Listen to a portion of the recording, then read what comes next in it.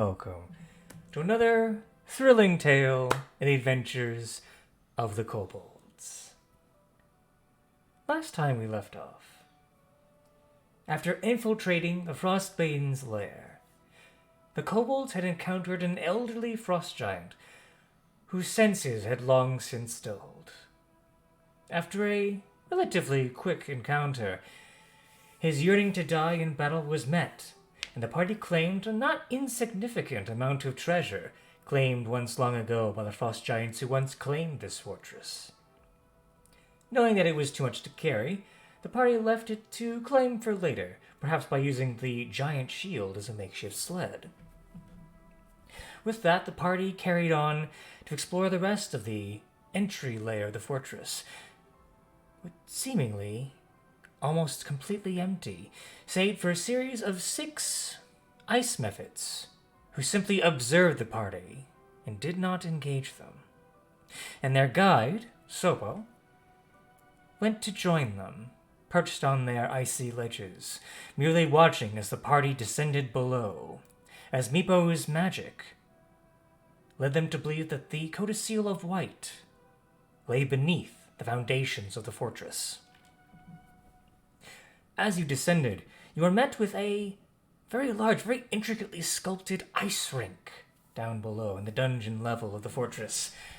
And you were met with a very delightful giant walrus, having just the time of his life, slinking and skating all around this little icy rink. You came to learn that his name was Ukuma, and by gaining his trust, he gave you some information about what trials you needed to face to gain access to the Codicil of White, specifically the vault down to the south. And so, with that knowledge in hand, you engaged with your first trial, which was the trial of isolation, in which you were brought forth to one of the Regedman tribes, specifically the Tiger tribe, in which the tribe's chieftain, a female warrior with a saber-toothed tiger at her side, rejoiced at your arrival, claiming it as a sign from the Frostmaiden that they were to take, specifically, one of the Elk tribe's camps and resources for themselves. Due to some clever magic by Scales, it was suggested to her that she instead not attack, and instead lend her efforts towards a different form of raid. The enemy of my enemy, after all, and so she was persuaded to have the tribe raid the horde of one white worm, Arpheatrace. But as they left, you were tasked with maintaining the campsite while they were gone. And so, you spent 6 days and nights all alone in this camp. But one by one, you all were spirited away to locations unknown, completely and utterly alone from each other.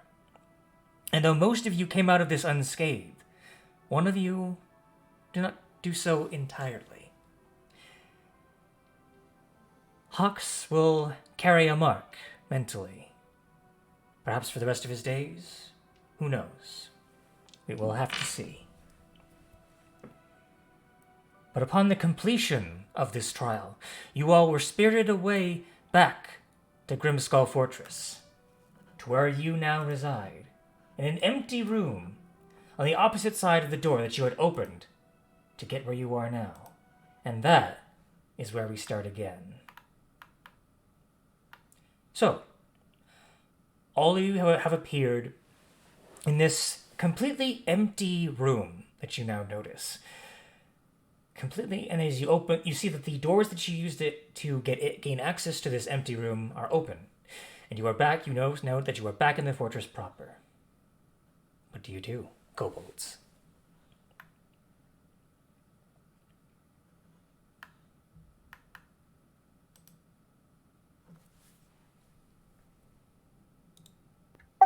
Well, that wasn't so bad, I suppose. There was at least one really cold night. Everything else was okay.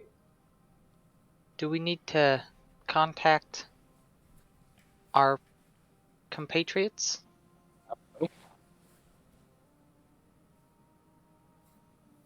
Did they know we might be gone a few days? I think we said that to them. They get.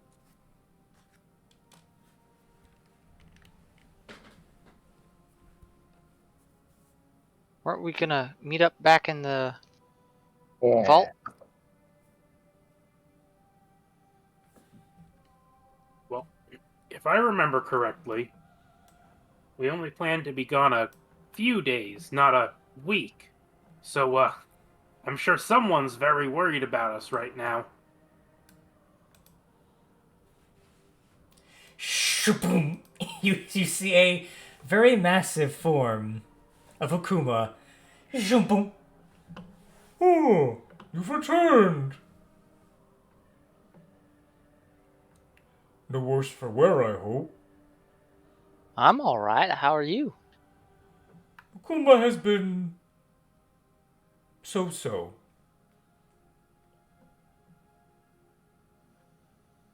Anything interesting happen while we were gone? Not in Akuma's mind, no. Just the same thing that happens every night. Frostmaiden returning to the castle, and then leaving, and then coming back, then leaving again, then coming back, and leaving again. And he just keeps saying that over and over. Right. Well, but anyway, I don't really get out much, but I decided to be a little bit adventurous. Since you guys came, pretty nice. I wanted to take a look outside, see if anything was different. And, well, nothing really was. Although, when Iskra came back... Iskra is the rock that the Frostmaiden rides upon, by the way. That's its name. Yeah. That's what the Frost Druids told me. But I noticed it was carrying something very shiny in its talons this time. What did it look like? I think so. That's a good question. Is my perception roll high enough to have noticed what it was? Well, it was very far away, so I couldn't tell exactly what it was, but it was very small. But small compared to a giant bird. But I'd say maybe around. Kind of look, kind of squints at you. He takes like a flipper and kind of like puts it on top of your head, Skanuk, because you're in front. It does like a little mental math and like measuring, raising his flipper up and down. And then he kind of raises it to where like it would approximately be about the height of like a medium creature. About yay big, maybe slightly smaller, but it was roundish, oval-ish, silvery color.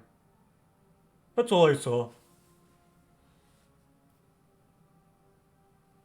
But Silver oval. Yeah, took it up to where its nest resides on the very top of the tower.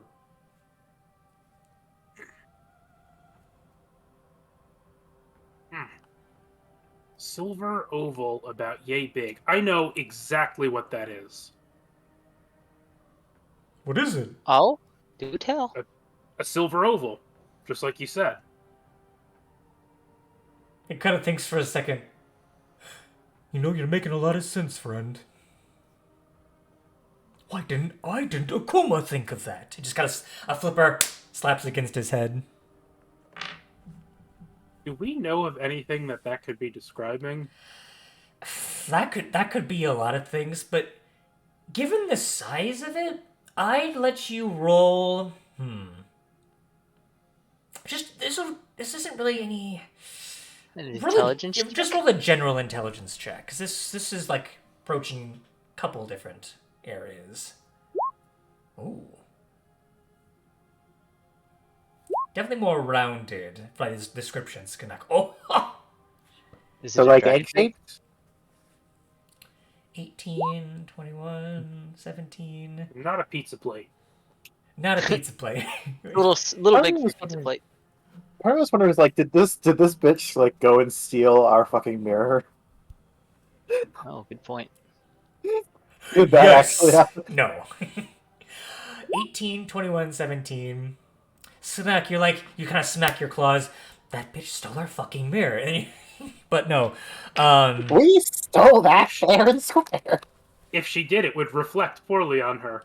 Haha! Zing. Oh no. No, but for the 18, 21, 17, you kind of think about it.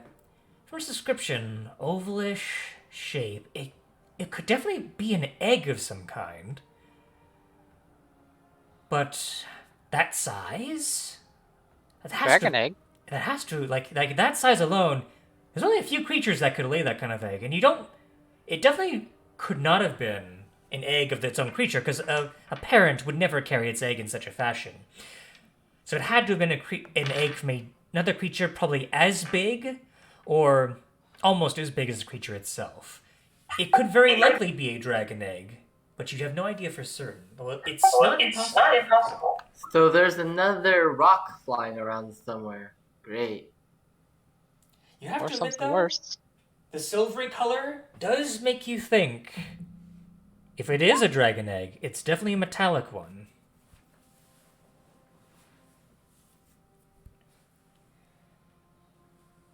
Do we know any metallic dragons living in the area?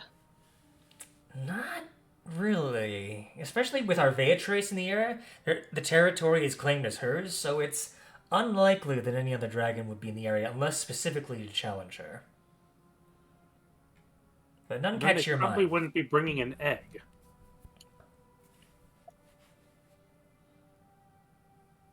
Is there any chance that there could have been an egg, like, long waiting to hatch somewhere?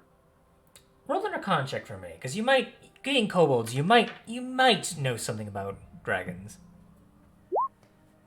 9. 8. 15. For what kind of little that you know about dragon biology as kobolds, it's difficult to say. With Skanuk and Scales kind of helping you kind of fill in the blanks. In very rare cases, some dragon eggs can take quite a long time to hatch. It's just sometimes they're just like waiting on the specific circumstances. Maybe they're just not ready yet to hatch. It can be a lot of different factors. But no matter the case, usually when it comes to a dragon egg, they need to hatch in a specific climate. And given that specific climate, if they are here, it's probably not, the parent probably isn't too far away, but far enough away that it's out of the dale. But given the silver color, you have an inkling that it might be, you have no direct hint that it might be, but it might be a silver dragon egg.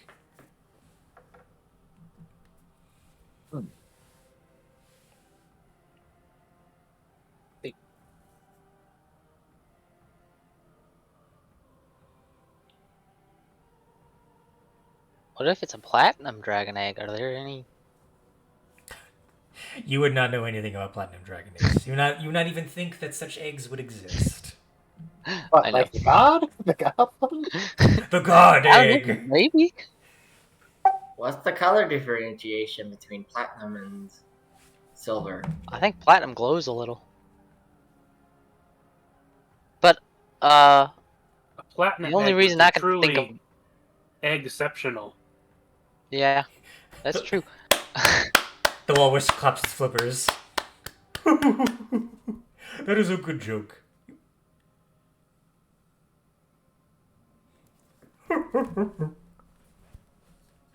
So, I should probably get out of the doorway. And he kind of just slides over to the side.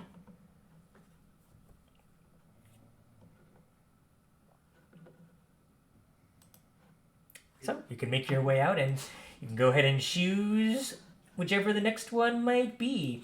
You had indicated that the one up here was a possibility. That direction We were waiting for our bird to do the cruelty one, Ah, which was that one up there, I think. indeed. And you had not sent a sending spell just yet, I believe. I thought our plan was for us to wait in that hallway until until we got back or until they got back, whichever one was first. Oh, is that was what you're waiting. going to do? I thought that was what we told them, because I thought we said bring the stuff back, and then, or had they proposed a counter plan? Does anybody remember? You do remember that Nas proposed a counter plan specifically because the Frostmaiden returns during the day. Right. It's Yeah. not. Better. It might not be Okay. particularly safe So I for do them have to to do the same stay thing as well. inside. Then I'll do that. Makes sense. Say, big guy, do you know what happens to people who try to get into the the special room without going through all the trials? Oh, nothing happens. You just can't get in. Oh, Yeah. Yeah, no matter what spells you use, divine intervention from gods. Yeah, unless you pass the trials, you can't get in. hmm. Although, he kind of thinks for a second. Not everyone needs to pass all the trials. One person can pass all the trials. Because usually, sometimes the Frostmaidens do go into groups. Like, at one time, there was a pair of twins who were born on the winter solstice who arrived at the same time. One could not stomach the test of cruelty, but the other could. And even though one failed one trial, well, because each one had done a number of trials to equal the four, they were able to pass. So not everyone needs to pass the trials all at once. Mabel Right. visibly relaxes. Tell you what, I might have gotten good with the boss on other occasions. Maybe I'll just. Is it alright if I just give it a shot? Oh, go right ahead. Can't get in though. Sure, sure. Good luck though. Right. Alright, Go so get a gonna get a little approach there. yeah. Alrighty. One. Wisdom stage to determine if it's a good idea or not. Well, I will say that as you're kind of going down that way, you do notice that the passage leads to an anvil-shaped room with a door set into the far wall. Flanking the door are bas-reliefs of two male frost giants that have been defaced, their features chipped away. Newer carvings above the door depict the glowering heads of an owl, a wolf, and a goat. And as you approach, you hear a disembodied voice. This way is shut to all but those who pass the tests of cruelty, endurance, isolation, and preservation. And the voice just kind of rings out, the sound bouncing off the ice, almost getting a little bit too loud at one moment, but then becoming silent. But I did. Were you looking? I did. The voice does not respond again. I poke the door. Poke the door. Nothing happens. It's pretty solid. And it was worth a shot. Walk away. Alright, you walk away. It was worth a shot.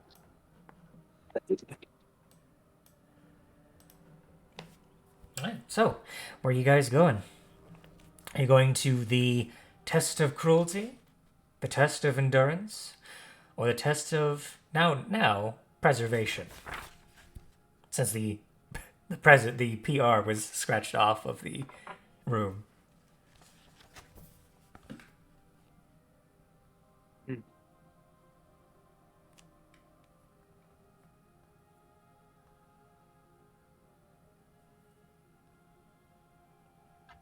I like preservation. It keeps people alive. Ooh, it's a handy one to have.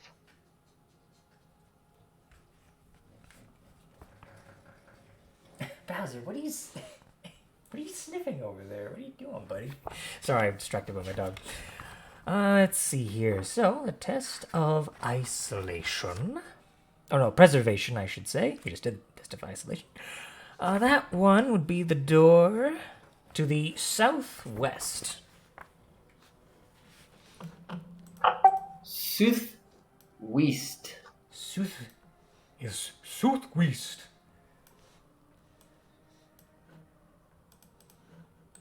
Alright.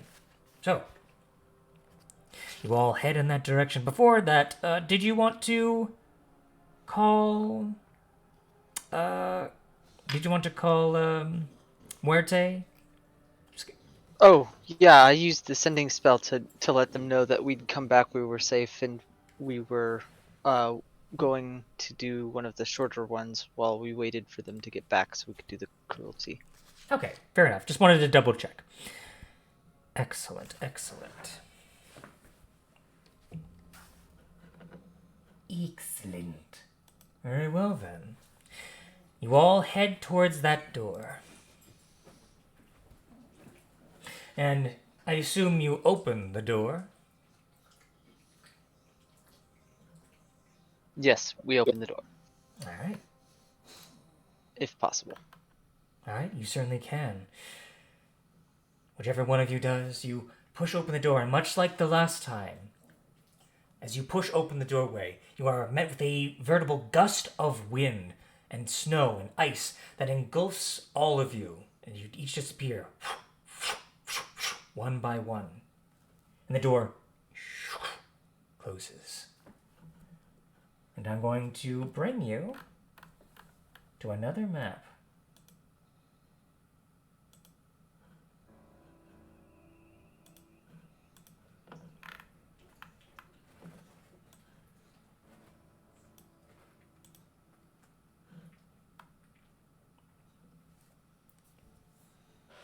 One moment. Which test did we say this was again? This was the test of preservation. Ah, So, well, looks like we fucked up. well, Why? I was just joking because it looks like, It looks the same. no, it looks like there's a bunch of corpses around. that is in fact Getting what you eaten. see.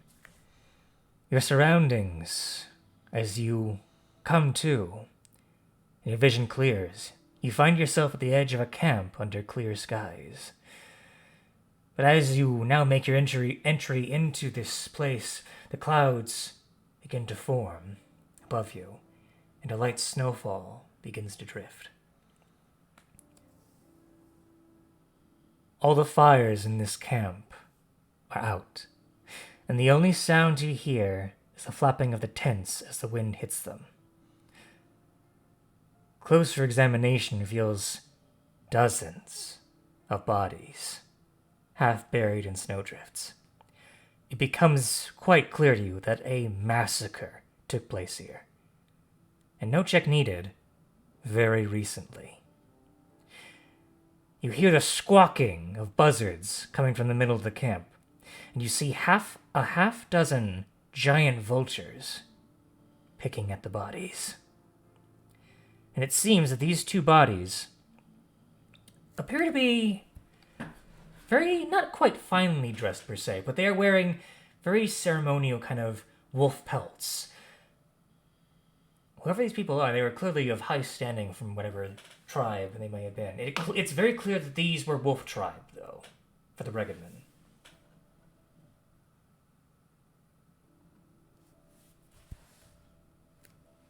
Well, Okay, so I had predicted that for preservation we'd be preserving some of the knucklehead trout.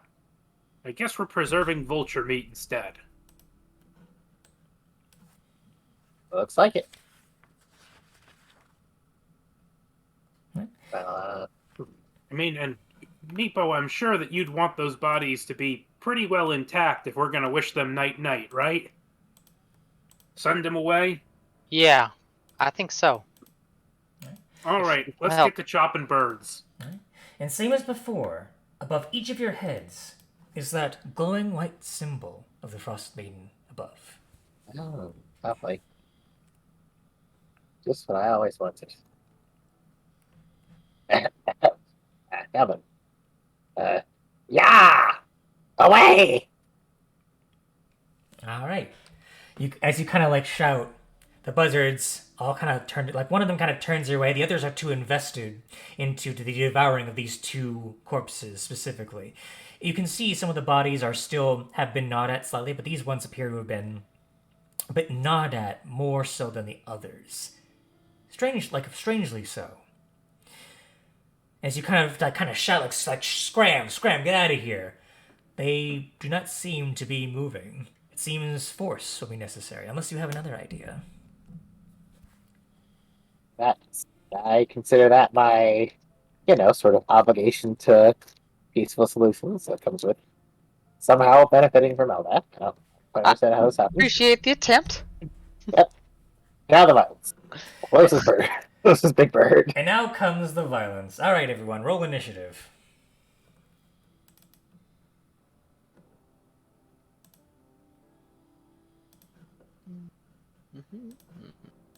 Ah, I forgot to click. That's okay. No.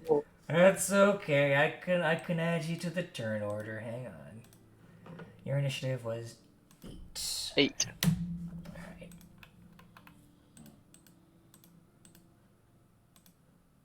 Alrighty.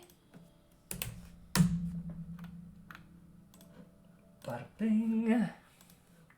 Change up the music a little bit. Bada boom.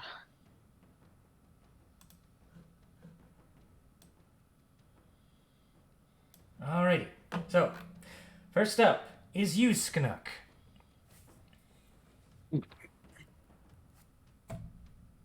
Well, those are some concerning large birds, but I think I'm going to be conservative with my cannon so far. This seems like a little bit too simple for the main thing, so I'm just going to firebolt the closest one. Alright, that is a 19 to hit. That will certainly hit.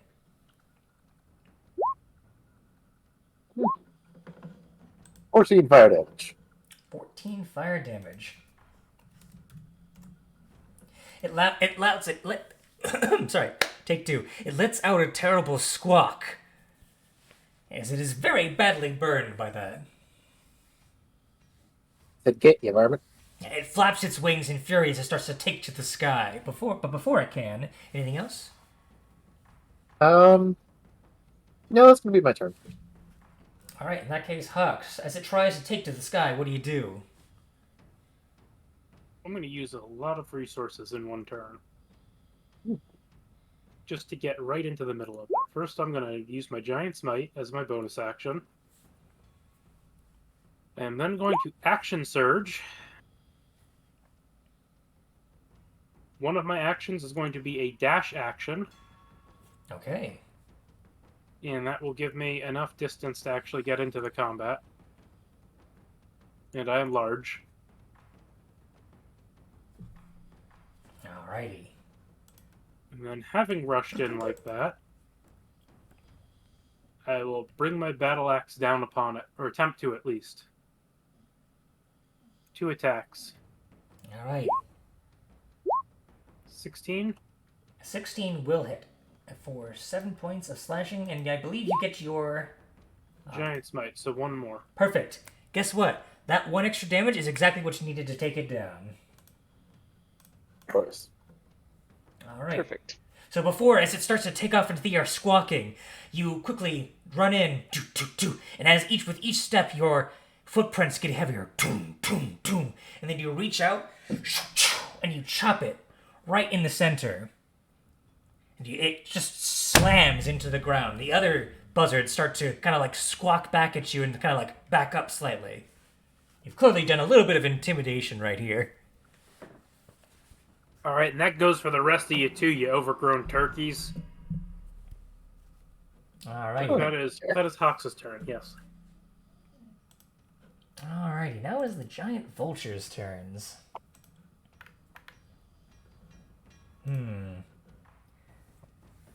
Let's see here. These two are going to take to the skies. They're going to start flapping their wings and start flying over to you. They are going to use their pack tactics to get advantage on you. And they're both going to try and hit you. Okay. So the first one is a natural 20. He's gonna reroll that from my runic shield. Alright, so instead it is a 9, so only the soft 20 then. Okay, well that will hit. Alright, That stopped the natural 20. very good.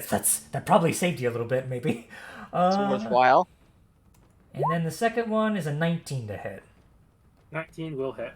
Okay, so only 2 of the 4 hits get in. Alright, so that's going to be... The first one...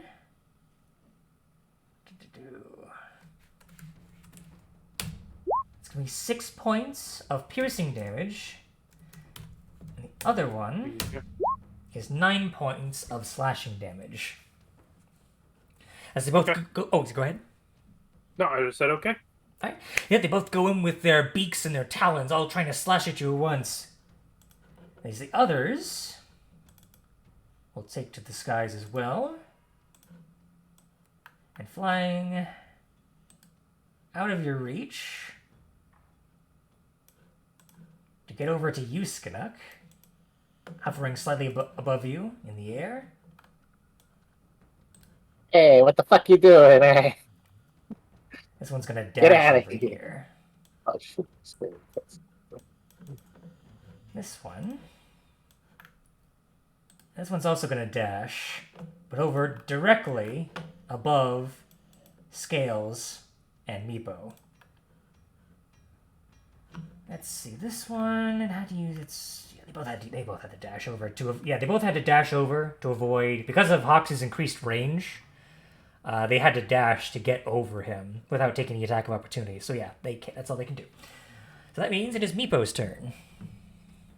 Alright, let's get this over with. I'm gonna... Sanctuary on myself, as every good Meepo ought to. Meepo is apparently a common name for kobolds. And then I'm going to do my emboldening bond, and we'll put it on.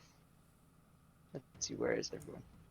We'll put it on Skinnock, me, and Scales because Hawks is out of range.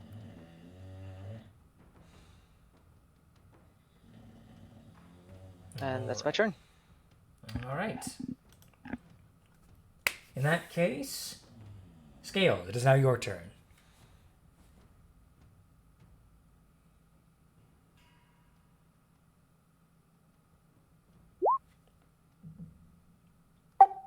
Hey, you vulture above us, you should maybe definitely attack that vulture over there, hovering above our little friend with the crossbow bolt. Let me see here. Let's see. I need to double check the spell here.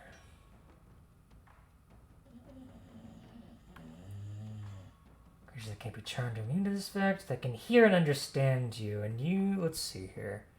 He's got the bard thing. I don't even need that. Most giant creatures can already understand common. Oh, yes, that is, well, not common per se, but they do have their own language.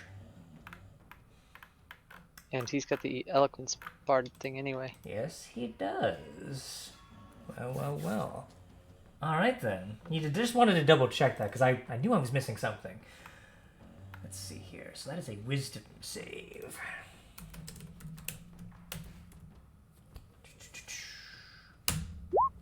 That is an 11.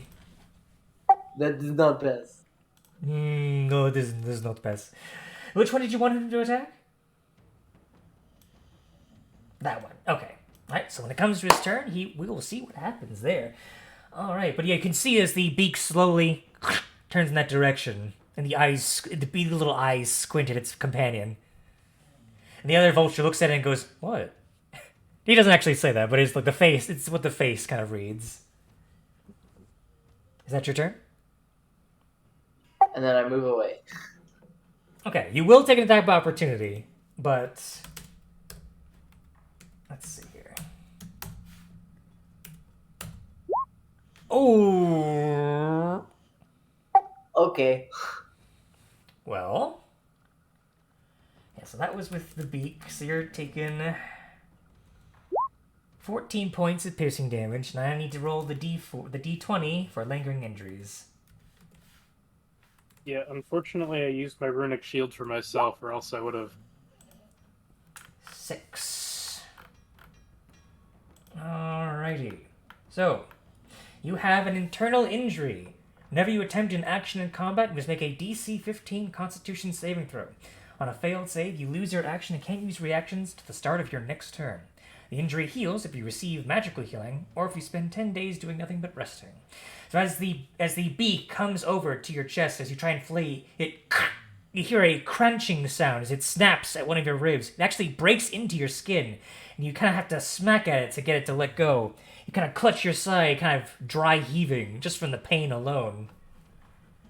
Oh dear. So yes, you now have a internal injury. We're gonna have to see to that.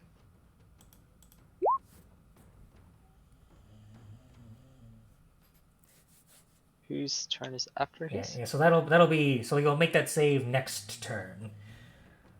The saving throw is for maintaining concentration on suggestion. Wait, suggestion is it's concentration. I 8 didn't. hours. I didn't know that. Jeez.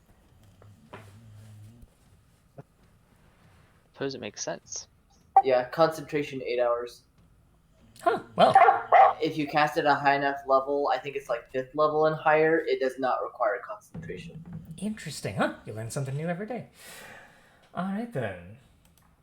Is that your turn then, Scales? Yeah. Yeah, sorry, buddy. Woof. Alright. Skinnock, top of the round. It is back to you. Oh, this just looks bad. Yeah, I'm going to create a cannon. Get that out. Boop. Boop. Cannon boy there, that's an action. Going to have the cannon shoot this bird. Alrighty. Which will be... The one on top you said? Yep, the one up top. Okay. Force Ballista, so skadoosh. That is unfortunate. You see as it kind of like, it does kind of like whiz past its head, and it kind of like dunks its head down into its body, and then spring back up. And then it squawks at you in frustration. That sucks. Fuck it, alright then. Just gonna hunker down. Alrighty. Hawks. Okay. So these two tried to gang up on me. Yes, And they they used have. pack tactics to do it. So I'm going to roar in their faces. Because I can.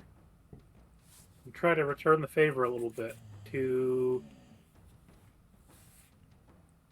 So I didn't exactly follow which one Scales directed and where he directed it to. So you would know that he directed this one, the one that's down near where Meepo is, down to attack the one closest to it, right here. Okay, so these guys are uninvolved and I can hit them without worrying about disrupting that. Good to know. Yes. So that bottom one, I'm going to make 2 attacks with my battle axe, and I have advantage because of my roar. All right.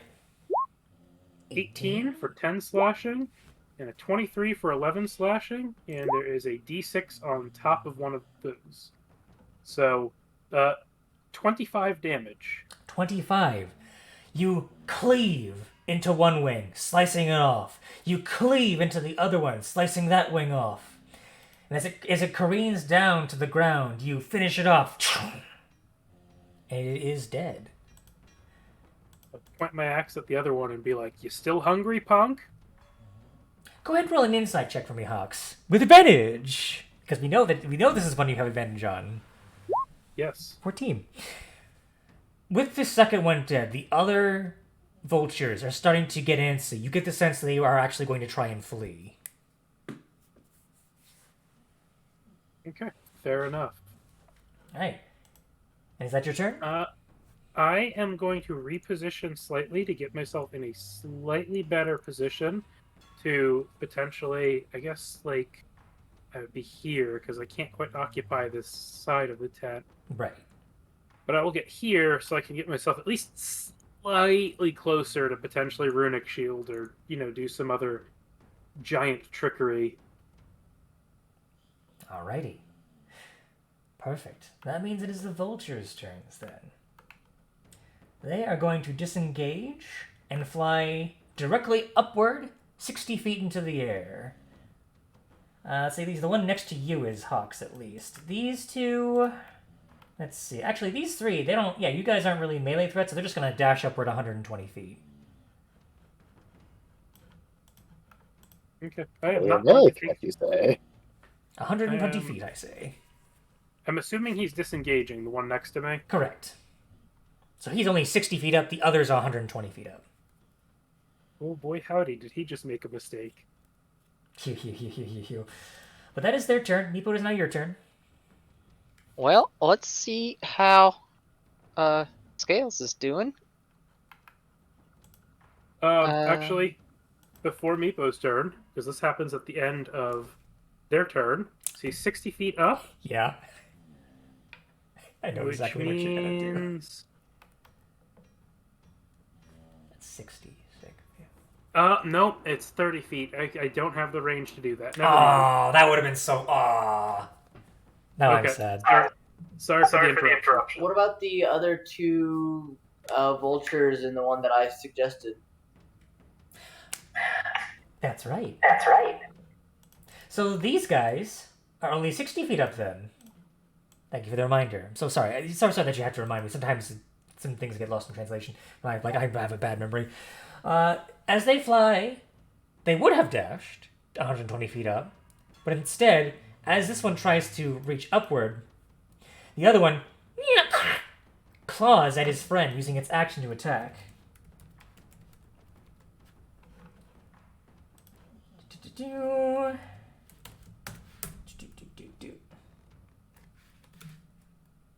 Its beak and then its talons. Okay, so only one will hit, but...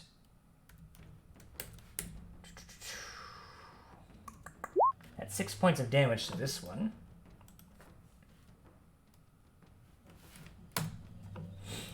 And as it attacks its friend, you can see it kind of shake its head, and the other one, they both kind of start squabbling with each other. So they're both still 60 feet up, but the suggestion is now over. They no longer feels any inclination to attack its ally. Although there is some distinct shrieking and squabbling with each other going on right now in midair.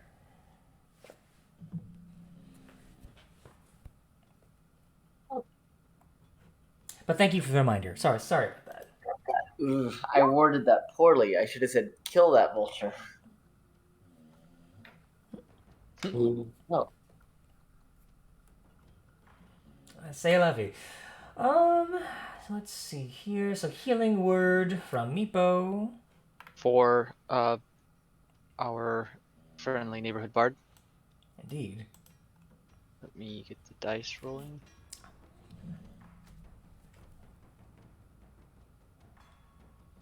Oh. My comp. Okay. Modifier. That's what I thought. 8. 8 healing, and you no longer have the internal wound. Indeed. So I'll remove that marker. You feel as your ribs begin to pop back into place and the skin heals over. Painful, but no longer inhibiting your actions. Going to move over to where Ganuk is and cast resistance on him. Okay. And that's my turn. Alright, so that means it is now Scale's turn. Saving throws.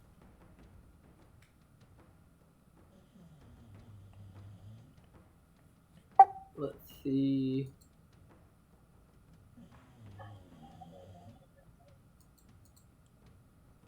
I suppose.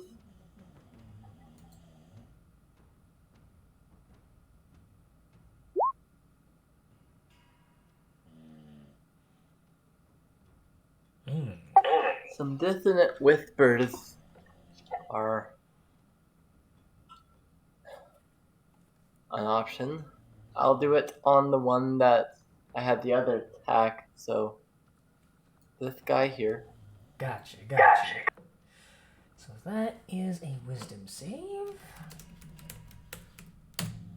And this is 3. That is a failure. Does not succeed. So let's go ahead and roll that damage then. Ooh! Man, you guys are... That's now the second time you have dealt exactly enough damage to kill one of them.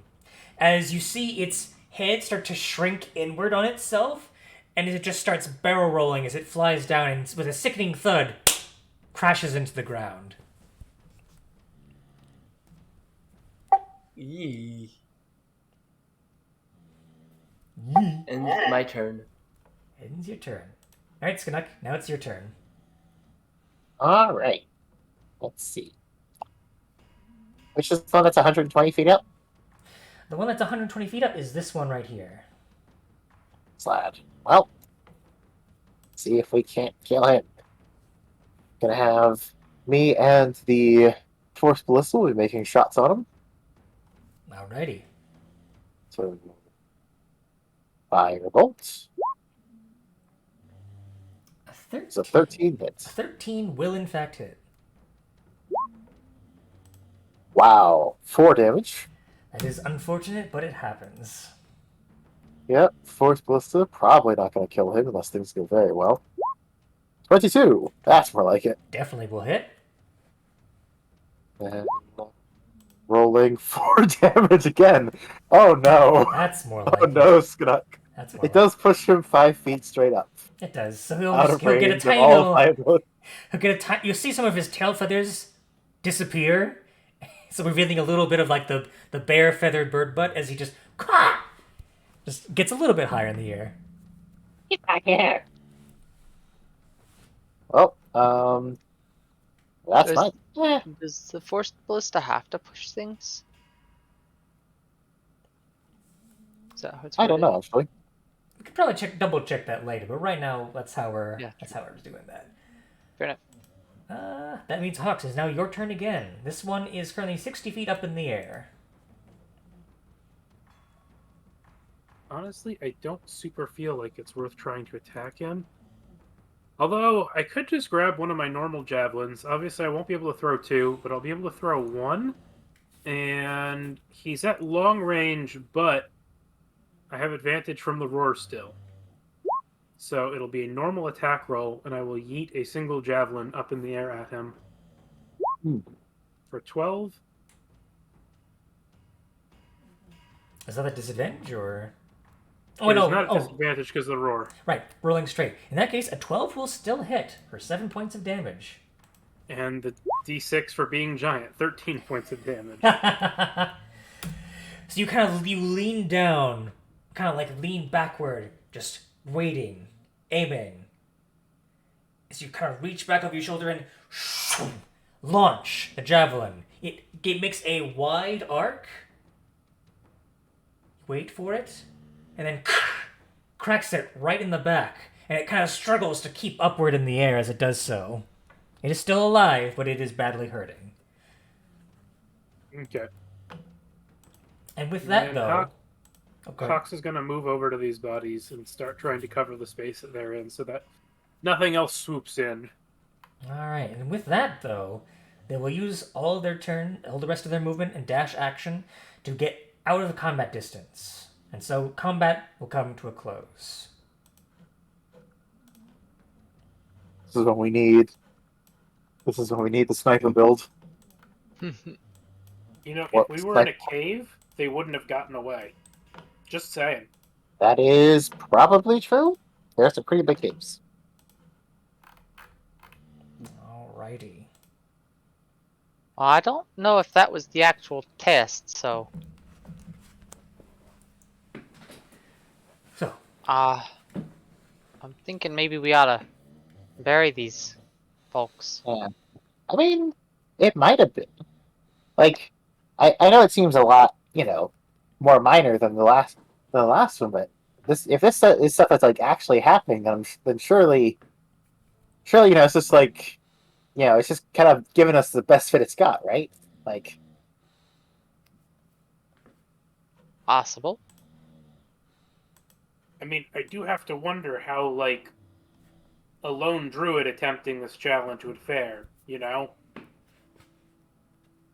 Probably depends on the druid. Well, anyways, let's check these bodies, see if they've maybe got something on them that we're supposed to be protecting, and if not, we'll send them off. alright. Go ahead and roll just investigation checks for me. And as you do so, I would ask everyone to give me their passive perceptions. Well, Investigation and passive perception. Okay. 11, 13. Just a second.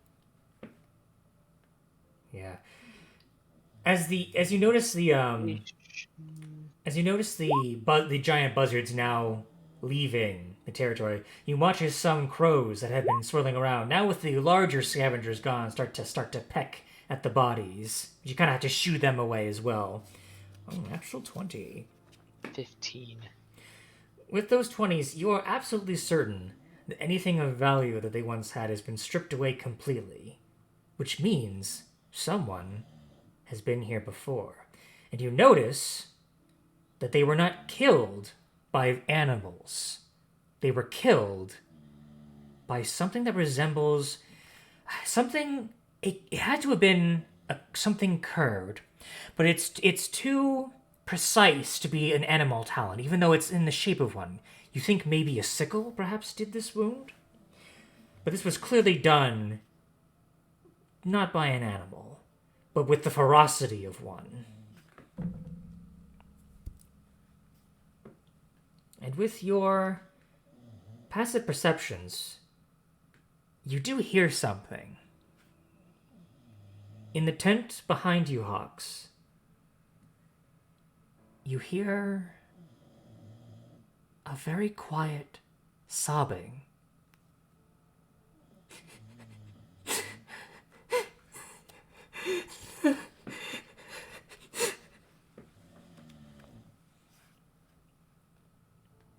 So very quiet. Clearly from someone trying very hard to stay hidden.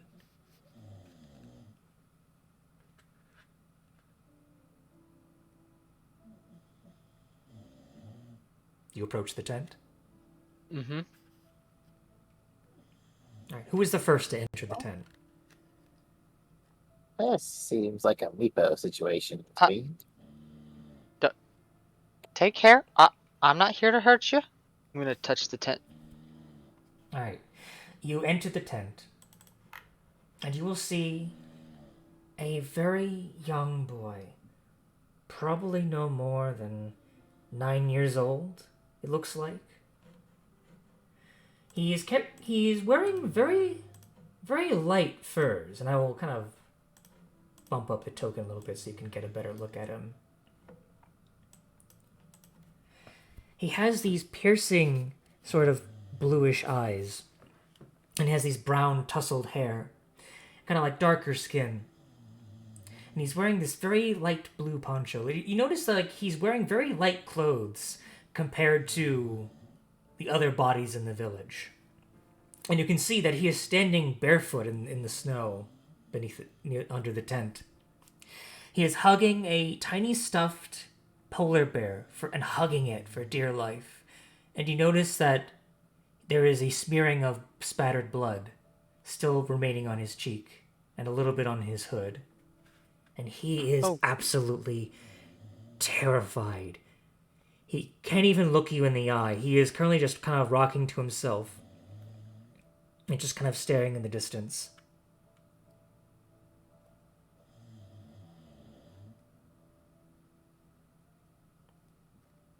And as you kind of open the tent and get a better look at him, get a little bit closer, and at first he disregarded your presence, but as you start to get closer, he lets out a little bit of a yelp, and like he kind of like pushes away and like kind of tries to hide under something. I'm not gonna hurt you. I'm here to help. He doesn't seem to be responding. He is in... Go ahead and roll me an insight or medicine check, Meepo.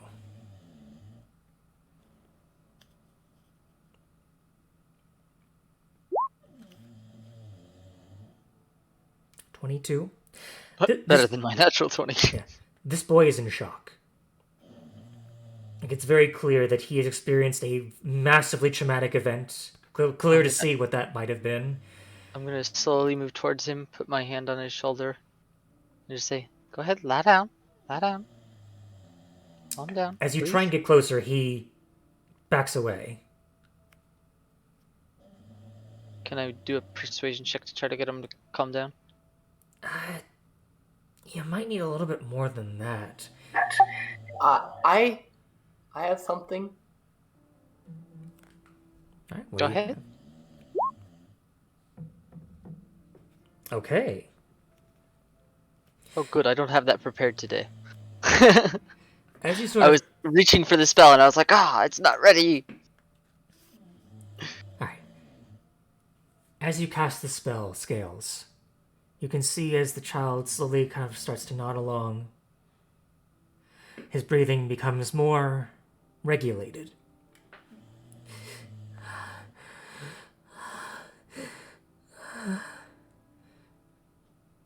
As he kind of like starts to regain some composure, he looks at each and every one of you, this time really registering your presences.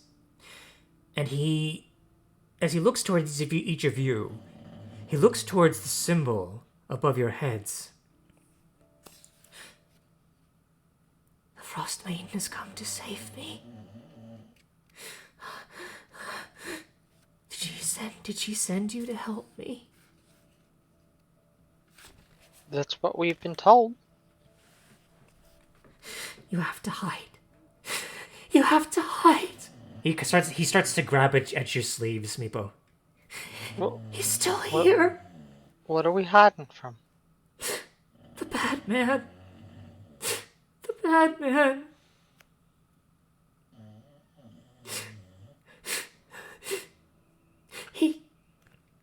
He points towards the two bodies.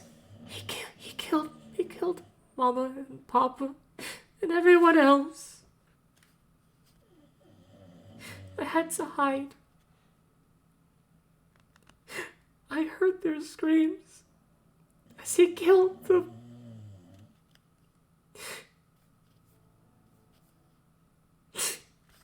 You see tears start to stream down his face. And your spell is still holding, Scales. But he is trying so very hard to keep it together.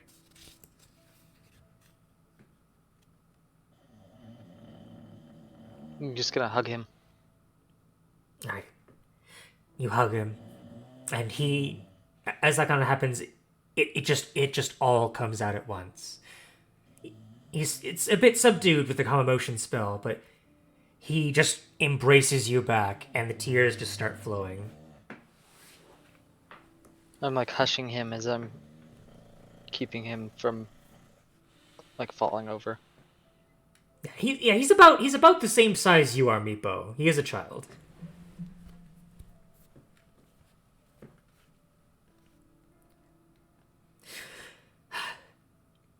And he kind of breathes a sigh. My name is Eric's. Eric's Vokatoth. We were... And he gives a big sniffle and kind of wipes his nose. My tribe was of the Wolf Clan. We had to... Mama and Papa said we had to leave. Because our leader... Well, I think he's our leader, but Mom and Papa said not to call him that. They said he was mad. His name is Isar. He's a very scary man. Our tribe fled. His tribe. We tried to make it on our own, but he followed us. And he seems to struggle with the rest. I tried so hard to hide. But he won't be satisfied. He won't be satisfied until we're all dead. And I think that he still knows that I'm alive. All right. We're here. It's all right. We'll protect you.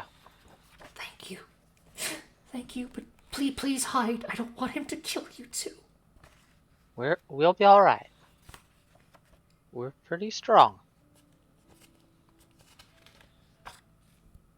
All right. As you're all having this conversation, I would like you all to make perception checks for me, please.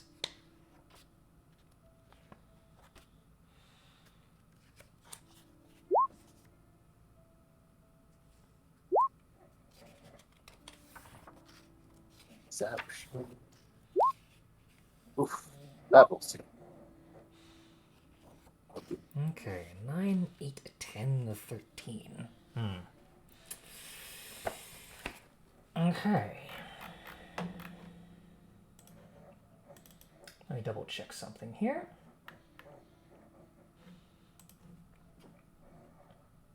I'm gonna roll this on the GM layer. Can I cast Locate Creature on Isar? You may attempt to.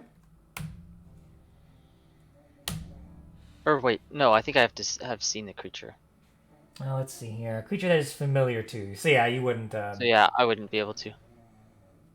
I remember that Actually, now. you know what? I'm having trouble with that command, so I'll just roll it straight. Well then. As you are comforting this child, Meepo, the rest of you... let's see here. Let's see. Skanuk, you don't see... Actually, no, you would just see this. Meepo... Okay, actually, yeah. All of you would meet that. So yeah, you would all notice this then. On the very edge of the camp, you hear the crunching of snow.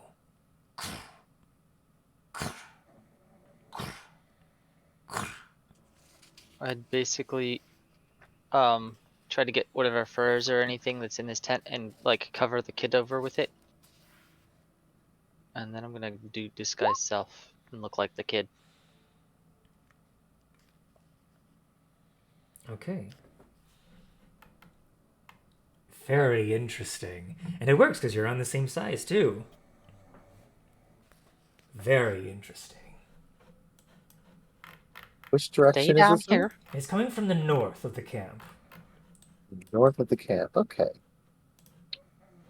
I'm gonna have that there. Move me What? up here and try to hide. Or no, that's probably not a good idea. Back. So up here. I'll take that Okay. spot and hide, though. It's a good spot for hawks. I also should be small by now, but, you know. In the tent. Well, it depends on like when, like, if we want him to like get to Meepo, or if we just want him to like. I don't know what that plan is. This would have happened. He would have been small by now, but Would I have to make a check to hide the kid? He'll make his own stealth check. Okay, can I help him? Yeah, I'll say you can help him. I'll give him advantage on Or has this. it? Okay. Good. Basically has the stats of a commoner with, well, reduced health. Reduced? Less health than a normal commoner because he's a kid. That's instead of honestly 10, like kind 8. of impressive. That's impressive. Impressively low. Oh shit. Okay. Right. You think he is pretty well hidden. Right. Any way to just grant any temporary hit points at all? Alrighty. You are the first one to see this, Hawks. As you see this human-looking figure stalking the edge of the camp. I could do that. It starts circling, going around. You can see at one point it starts to sniff the air.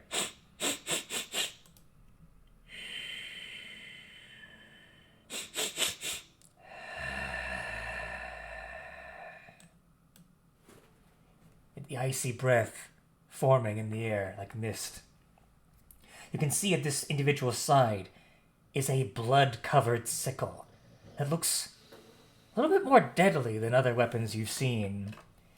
It has a razor edge to it, and it is slightly jagged. This individual sniffs again.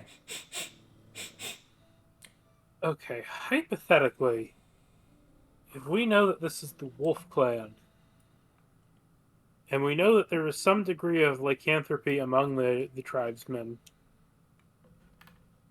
or among certain groups out here, I think Hawks is kind of inclined to not use his unmagical axe. And even if he doesn't think the ice will do much, he's going to pull out one of his javelins, the Bloodfang javelins. Did you end up attuning to that one axe that was? I did, No, and then I because it was broke miserable. attunement because it was cursed, yes. Yeah, we cast Remove Curse to get it off of him. Well, As he sort of stalks the camp, you look up in the air. You notice that the vultures have not left the camp entirely. Those 3 remaining ones are circling. Above him, actually. Following him, as a buzzard would a lion after its kill.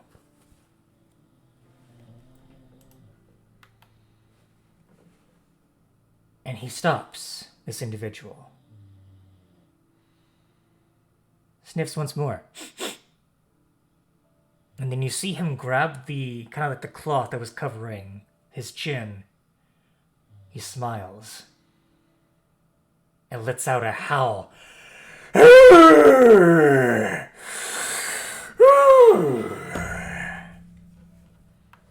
I smell you. I know that you're here. And he begins to make his way in this direction. I know you're here. And now it's time to die. So, Mm-hmm. Hawks' kind of newly found twisted sense of humor is going to come into play here, because the moment he says, I smell you, I think Hawks is going to be like, I'm pretty sure I've kept myself real clean. It's a little bit insulting. The head snaps towards you, and it lets out a snarl.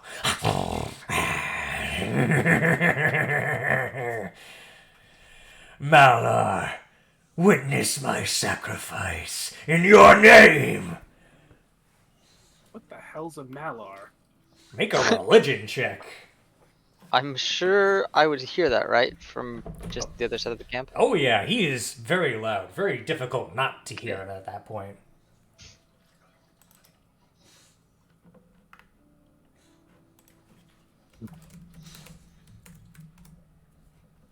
Very bad for him. And me both rolled really well.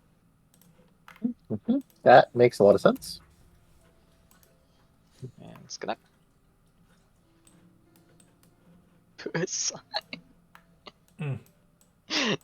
Skanak and the Hawks are becoming more like each other, and that's worrisome.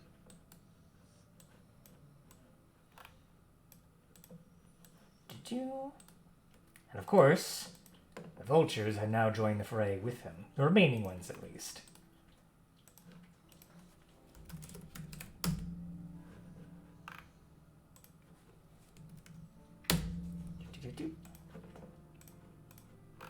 Alright, so we got Hawks, we got Scales, we got Sknuk. Did you roll for initiative, Neepo? Oh, did you say roll initiative? I didn't hear that. I was busy with the Malar thing. I will roll, though. Alright, but with that check, both Hawks and Meepo, I will give this to you. You would know that Malar is the Beast Lord. He is an evil god of savagery and slaughter, specifically primal sort of urges, and he is known as a sort of god, not necessarily a progenitor, but a lord of lycanthropes, and many other such feral beasts and monsters.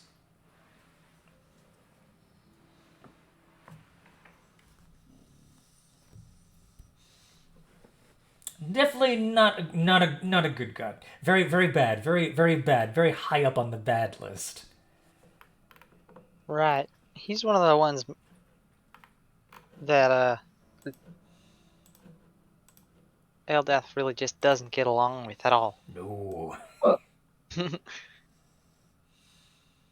Just as at soon all. avoid him. Alrighty.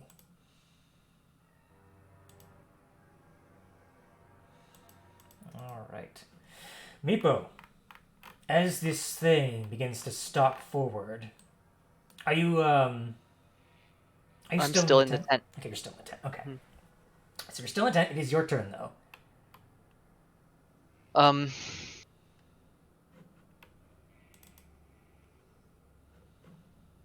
Sanctuary on the kid. Alrighty. Would my original sanctuary still be up on me? How long does it last? Does it last a minute? It's a minute. No, it'd be down. Okay. So I'm casting it on the kid. And then I'm going to use a use of emboldening bond.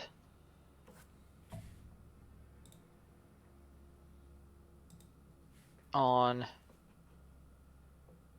Gales, me, and the kid, since they're the closest. Yeah, I can't reach anybody else.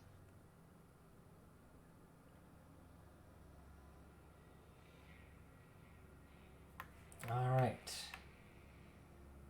Do you need to see? Let's see, is an action change? You don't need Within to see 30 feet of me. Okay, so Yeah, you don't need to see. Just Okay. within 30 feet. Okay, but you are staying in the tent? Yeah. Okay. Good to know. Is that your And turn? then I'm gonna Oh, sorry. move over kind of to the side away from the front so that it's not like I'm standing right there. But that's my Okay. turn. Let's double checking here. Alright, that means Hawks, it is now your turn. You see him approaching from the north of the tent, and he can definitely tell where you are. You can see him start sniffing. Especially now that you've kind of stepped up and kind of like, they basically said where you are. He does see you, but you notice as he's walking towards you, you see him turn his head towards the tent to the south and begins to sniff. And he grins a wicked smile. Fox will step out right in front of him and be like, "Yeah, no, I'm not letting you get any further than that. Sorry." Get out of my way, meat. I will make 2 attacks with my javelin against him, and then I will attempt to shove him with my shield. Okay. So, 1 attack, 13. A 13. As you try and pierce him to try and push him back, he grabs your javelin, just pushes it to the side and snarls at you. second one, an 11. Wow. 11. This time, as you pull it out of his grasp and back at him, he backhands it out of the way with surprising strength and ferocity. All right, and then I will make an athletics check with my shield to try and shove him, and I'm trying to shove him back. I'm trying to knock him over. Okay. Or, actually, you know what? No, I will not do that, because that would put anything Skanuk tries to do at disadvantage. I have my ways. Well, I don't want to counter the advantage you'd get for me being next to him, is the thing. Fair enough. So, yeah, in that case, I will not be taking a bonus action. And that will Okay. be... Or, you know what? No. Sorry, I'm very confused right now, but I'm going to go big and just try to body block the space. And I'll try to occupy these 4 spaces right here. Okay. Have you seen our wide boy? Alrighty. Good to know. Alright, is that your turn then? Yes. It is the giant vulture's turn.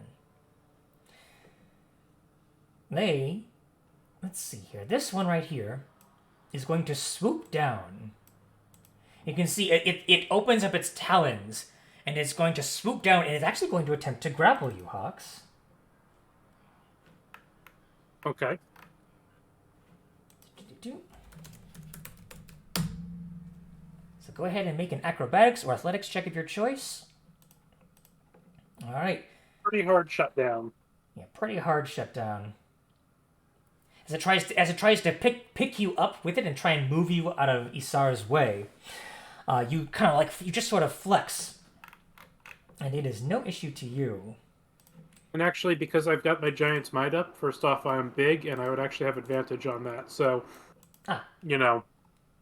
All right, a slightly bigger flex. Alrighty Yes. then. These two are still enough. This one's gonna fly over next to you, Scales, blocking your vision. And this one's gonna fly next to you, Scales, flying above its dead brethren. Rude. Very rude. Let's see, yeah, perfect. And both of them are going to make attacks individually on you, so they don't get advantage. So first, against Skanuk. That's a nat 20 for the first attack. Well, let me just check something real quick. Okay. Creature, you can see then. From there. So. Whole thing within 30 feet of me. Man, that's strong. It's so strong.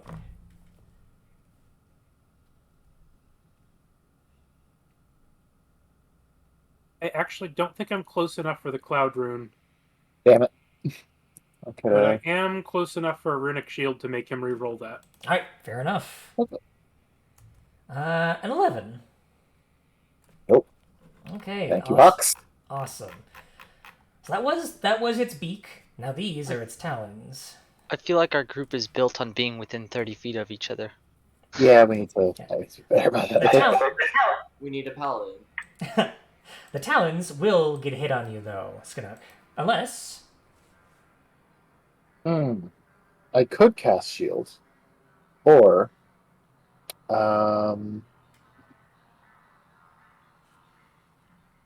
Yeah, I'm instead going to tank the hit and use repulsion shield. Okay. So it gets sent 15 feet away from me. Right. You take 13 points of slashing damage, and it is bamfed out of here. Wah! Hang on, is that 15 Ow. feet? That's 20 feet. Rude. Okay, it's 50 feet. Right, there we go. And that was its turn. Now this one is going to make 2 attacks against you, Scales. First with the beak. 10 will surely miss, and then the talons with a natural 1. As you just kind of like dodge out of the way, like, as it just starts like squawking at you in fury, missing. Your mother must have been a pigeon. Beetle eyes squint at you. Alright, but that is their turn though, which means it's now your turn, Scales.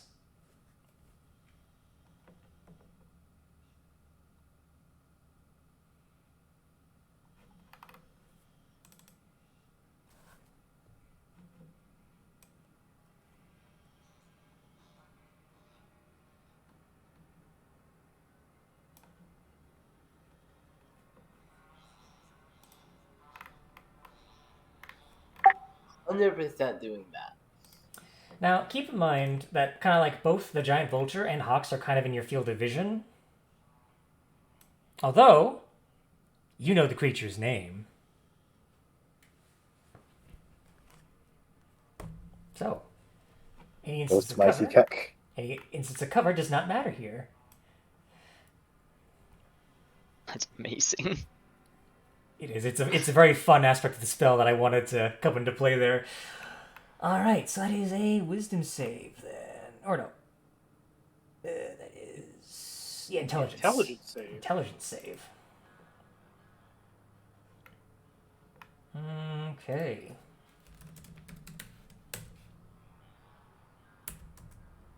That is a 10. However, he used one of his Indomitables to try to re-roll that save. Unfortunately, failed.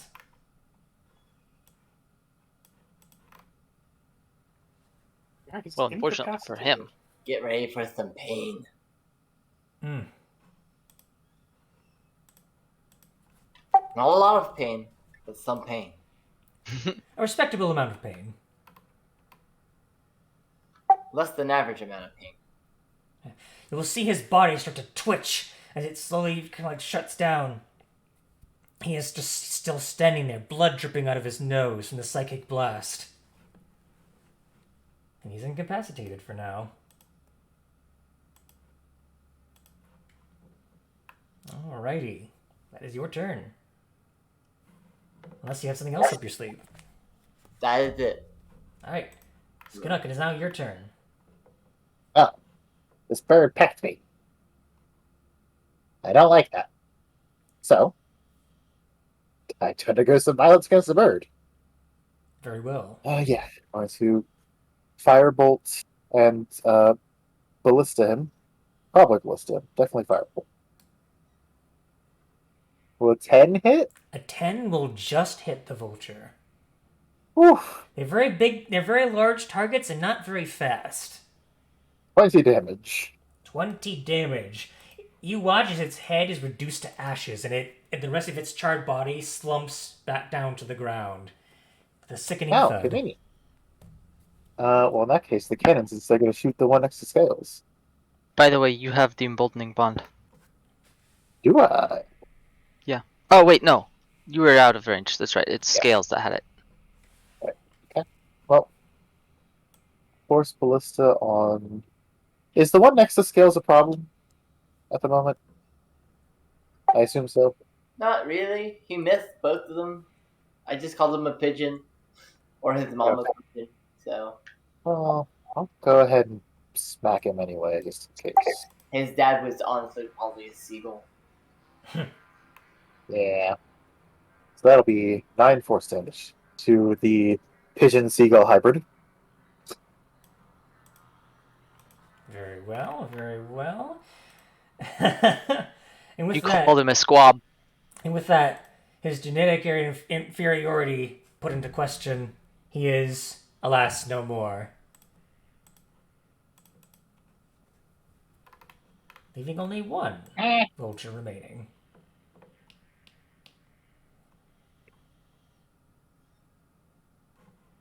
Has to be him. So that's your turn, Scott? Yeah. That'll be my turn. Did my movement. Well, Azar is incapacitated. He cannot do anything. Actually, hold on. Can he move? Hang on, I need to double He check. can You move. can move. I'm I gonna just check, double copied check and the stat. pasted. I just copied and pasted what it does from the Take action. Roll20. Let's see. Huh. Interesting. But if he's concentrating on anything, he automatically drops concentration. I don't think he is, but Very well. You'll actually see as he kind of looks at you, Hawks, and he kind of like gives a wicked grin. You see his teeth have been slightly filed to resemble fangs, and he's just casually strolls past. He will take an attack of opportunity, but he is going straight for that tent. I used my reaction to runic shield, so What does that do? that means he doesn't have the reaction, so he can't make the attack of opportunity. Right. So 5, 10, 15. He's like looking over his shoulder as the guy grinned at him. Alright. So, that is his turn. He can't use an action to dash, so that is all he can do. Meepo, it is your turn. Okay. I'm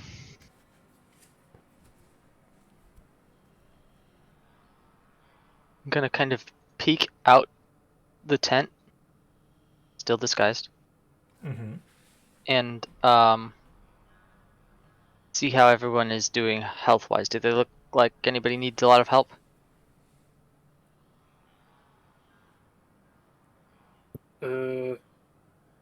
Hawks is down 15 health, but he's still got 53 left. And honestly, I could just second win that back on a future turn, so... Scales hasn't really been hit since the first fight, right? And Skanuk got hit once, but he took out the guy, so there's just the one bird left. Yeah, Okay. Struck is on 42 out of 55. Then 80% health. Protect the lad. Blood! Protect the boy! Well, Meepo resembles the lad. let me Yep, check he a does. spell here really quick. He does resemble the lad.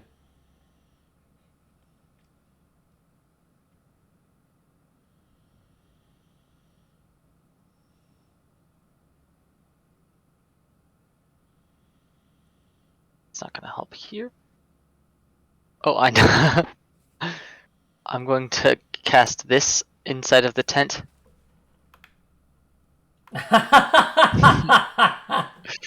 On the boy. And then I'm gonna rush into this tent over here. That's fantastic. So so you covered the tent flap behind you. Quickly, you see as the boy's trying to hide, you can see as you actually hear the footsteps of Isar approaching, and Eric's begins to panic like he's coming. Shh. And then you Eldia will protect you. and then he's just covered in a. Is there any specific look to the sphere or? It looks like almost like water, but it's like just calm ripples occasionally on it. You see, it just kind of like starts to roll back a little bit in the sphere. And I'm just gonna like steady it and then go, I'll be right back. Don't worry, we're all right. And I'm gonna run into the next tent and make sure that he sees me run. All right, and he does. He sees you, and he grins again, brandishing the sickle. Even though as he does, he kind of raises it up, and then his brain and more blood drips from his nose, incapacitated by the psychic lance. All right, Hawks. Actually going to be a very funny turn if I do this the right way. But that vulture is going to get an opportunity attack on me. Because I don't care about it. I'm going to go after him. All right. All right, 10. Yeah, you're fine. It kind of like the beak kind of hits your back a little bit, just kind of pulls a little string. That's it. You know, we're burning resources on this. I might as well go all in. I'm going to roar again. He's right next to me.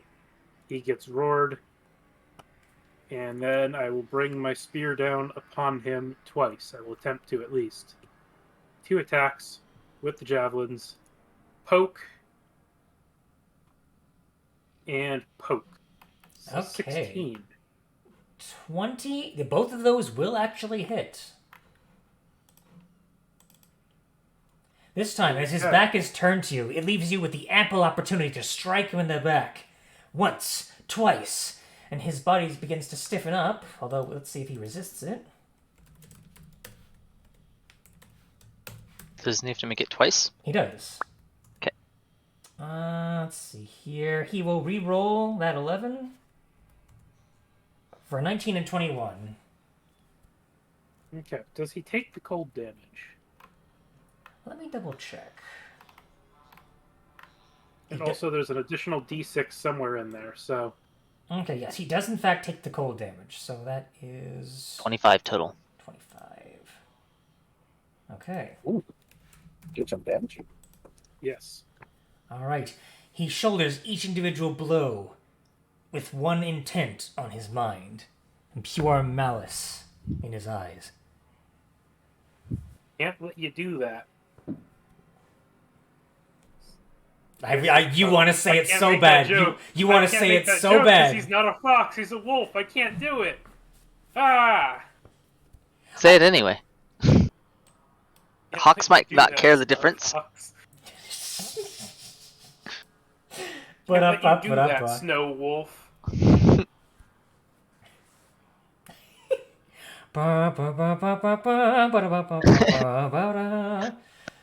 But yes, so that is what Hawks will do. Alrighty.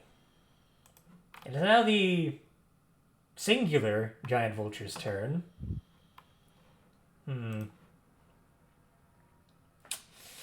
What to do?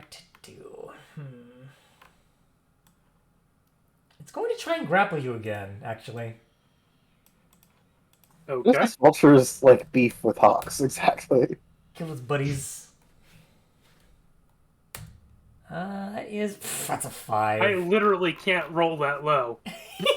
Oh, you I should. literally cannot roll that low. Almost. A 7 is my minimum. That's a natural 1 on that first one. Obviously, Ooh. like, natural 1, but yeah, I cannot roll that low. Yeah, it tries to like pull you up in the air, and it tries to flap its wings like just tries to flap, and you're just too big. It's not worth it.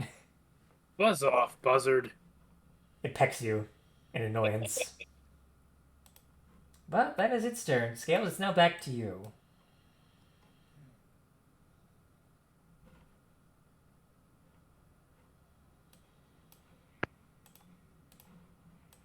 Okay.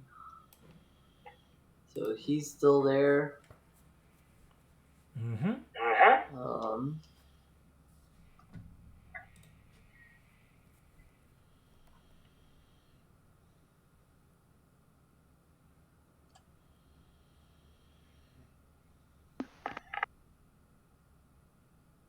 Let's do this.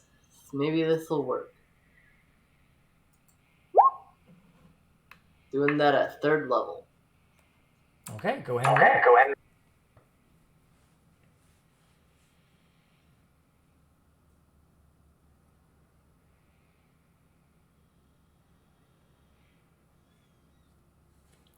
47.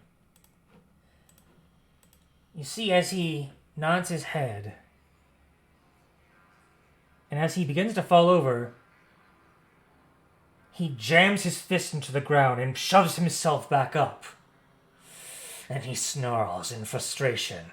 That was not enough to put him to sleep. Oh, come on, man. Is it enough for the vulture? I didn't. No, not by how I targeted it. It would have been. Well, no, it would have, It would have targeted you too. It would. I targeted it right here so that it could only reach that. Oh, did you? Yeah. Oh, that's unfortunate. Because I know I only. Right, because you really wanted to hit him and not Hawks or the Vulture. Gotcha.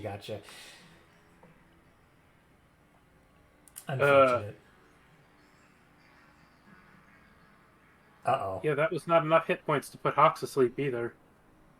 Yep, so for both of you are fine.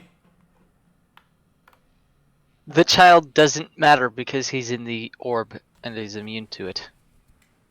Indeed. Because spells can't pass through it. Correct. Alright, so that was your action. You still have your bonus action. I don't have a lot of bonus actions. I mean, you have Bardic Inspiration, but... It's something. That's true. I will. No, that was Steven, not Meepo. You could tell because I wasn't doing the voice. This is true. It doesn't count unless it's in character.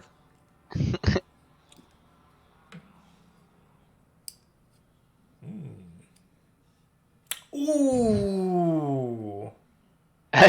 Ooh. Those are some unsettling words. All of his settling is undone. You can see as he falters slightly, Scales, but he is still determined. Alright, so that was your action, bonus action. Did you want to move, or are you good where you are, Scales? I'm good right where I am. Fair enough. Skinnock, it is now your turn. Has he used? I don't know if it really makes sense for us to know how many legendary resistances he's used. It's not. I know he's used one. It's not legendary resistance. Actually, it's something else. You said indomitable. I did. Oh. It's like what fighters get. I don't quite know how that works. It's basically a reroll, and you have to use the new roll. Right. That's a Ooh. magic that arcane people just don't know about. Yeah, we just. What is this? This that? sounds like jock shit to me. Honestly, I don't. Nerd. How hurt does he look? He looks hurt. Not 47 points of damage hurt. Left hurt. Right. Yeah, fuck it. First action from Snuck is going to be Grease. Have fun with that. Just go ahead and draw that shape.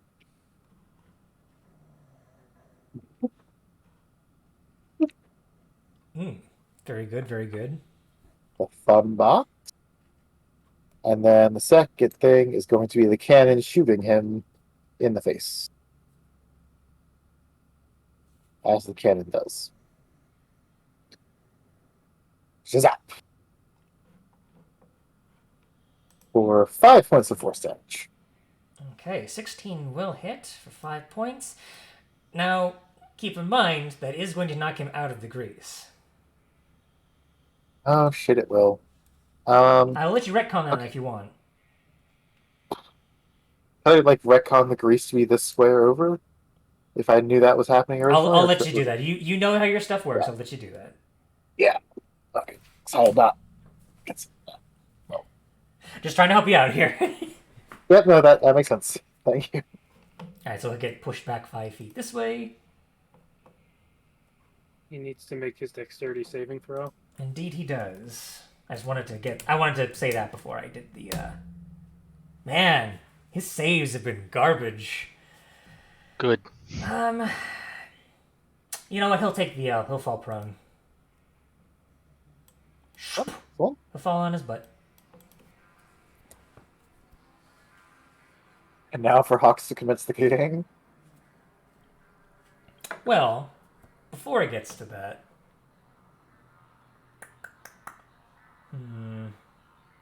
Is that your turn? End of your turn, Skinnock? Gonna move the cannon over here, I guess. Okay. Not over here. Fair enough. In that case, it is now Isar's turn. Let me see here. It is the area or ends its turn. Okay. So he's going to use half of his movement to stand upward. So that's 15 feet, so that's 10. You can only get out of there. And you're in the 10, right, Meepo? I'm in the tent, yeah. All right, so he's going to use his action to dash to get into the tent, and then the flap closes behind him. Had Hawks used his reaction? I had not used my reaction this time, All right, so what are you doing? so I am attempting to poke him again, and I did have advantage on that because he's roared previously. So, Indeed. poke 23. 23. That'll definitely hit. That's a 21 to save, though, so he will not take that. But he will still take the damage. 7. Alrighty. The flap closes behind him. You currently do not have a visual on him. And he stares at you, Meepo. Finally found you, whelp. And he raises the sickle. But at that, he used his action, so he cannot attack you. So that, unfortunately, will have to be his turn.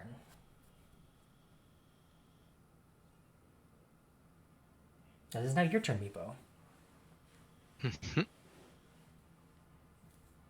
I have a really interesting idea.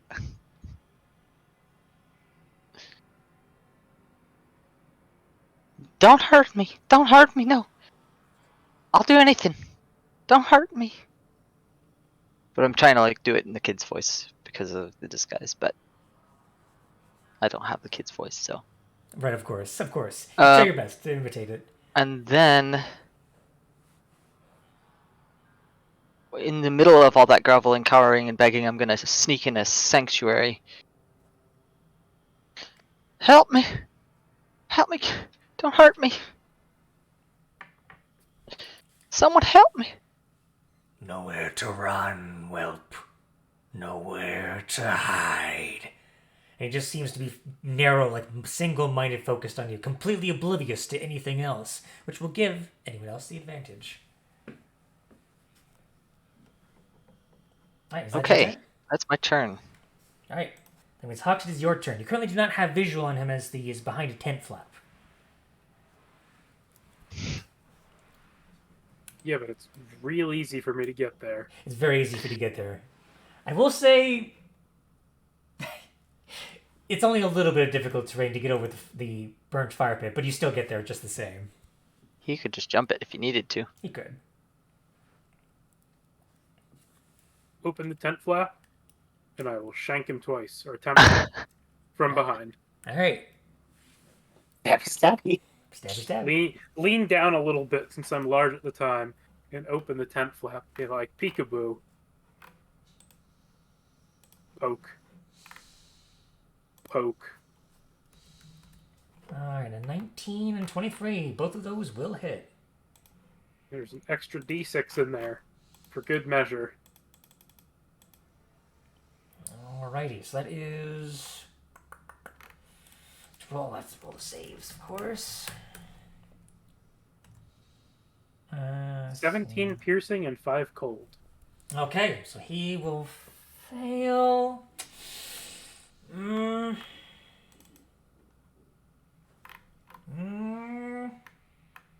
I want to use the last one?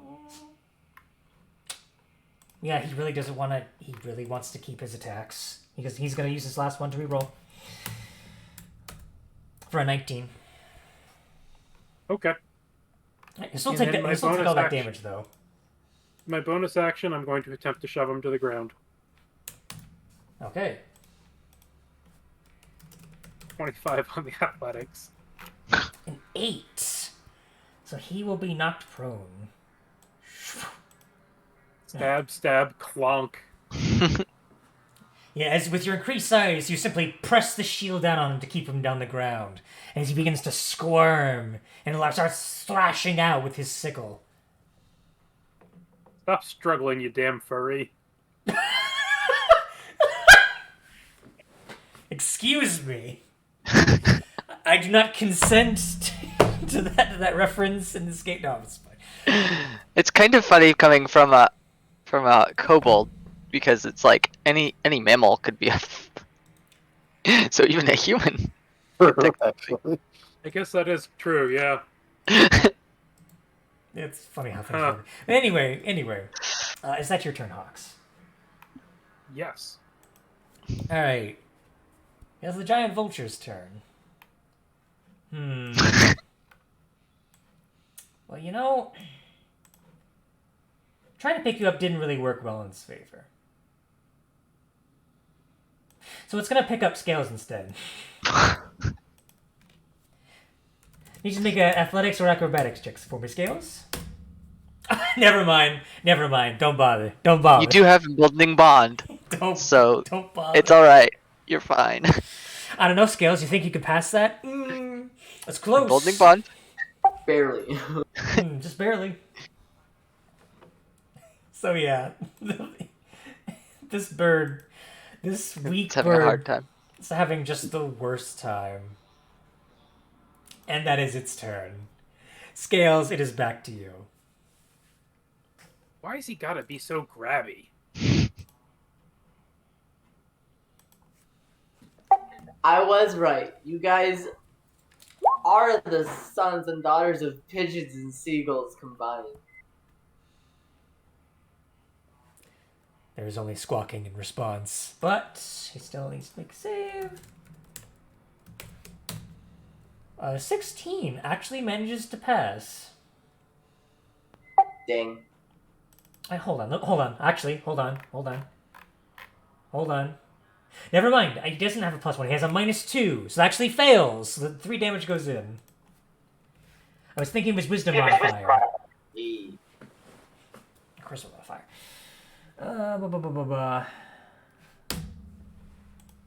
Alrighty. So that was your action. You wish to use your bonus action?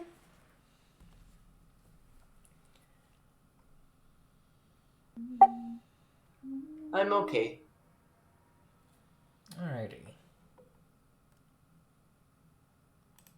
Skunk, it is now your turn. It is now my turn.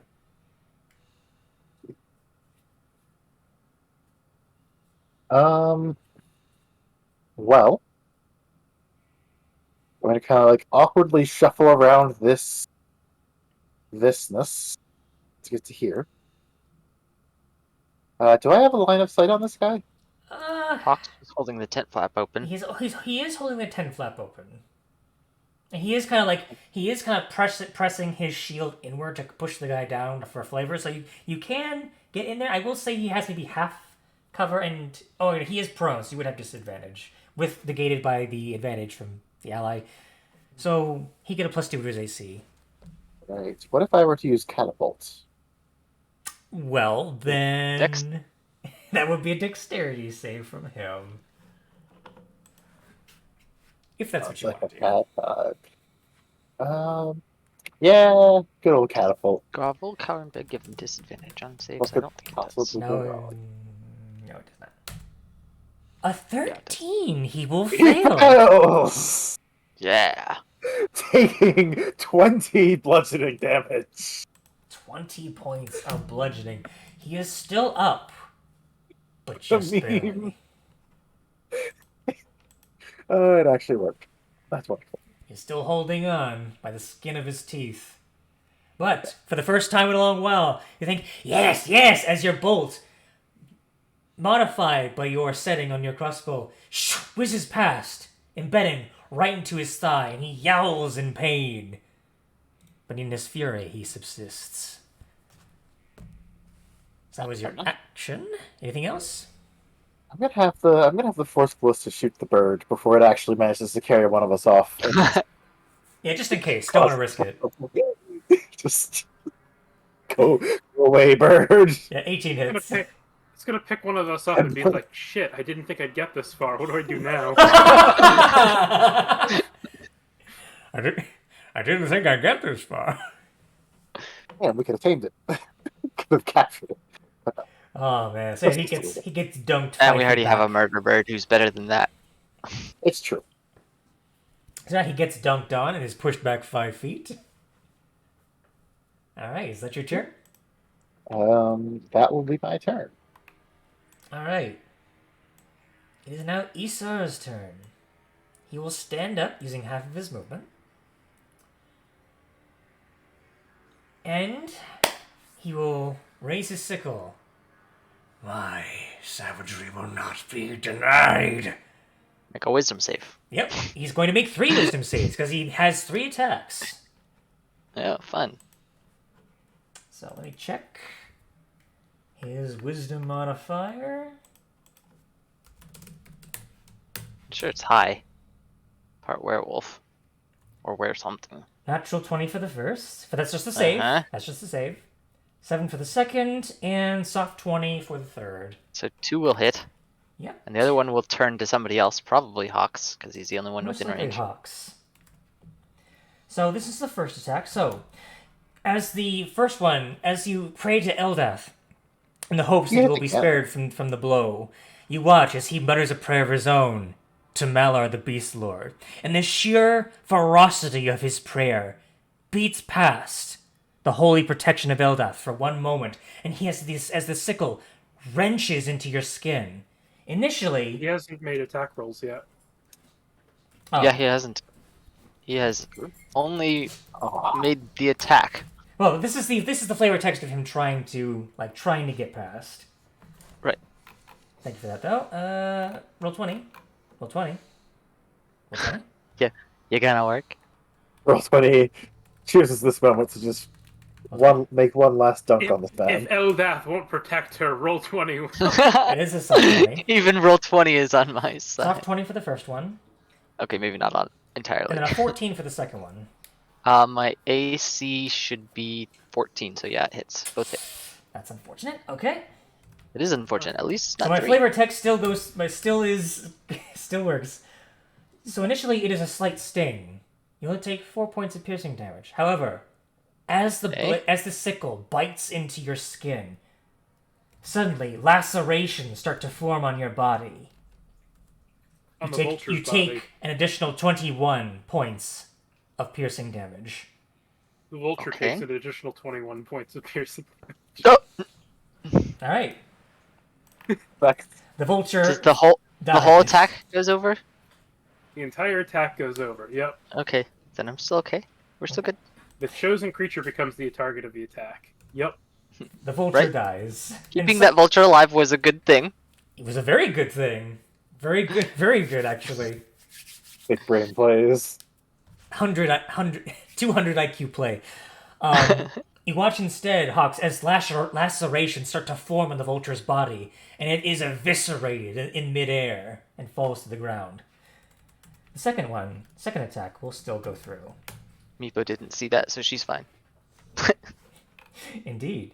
So you will instead take 6 points of piercing damage plus 19 points of piercing damage. So 25 total. So 25 total. That's better.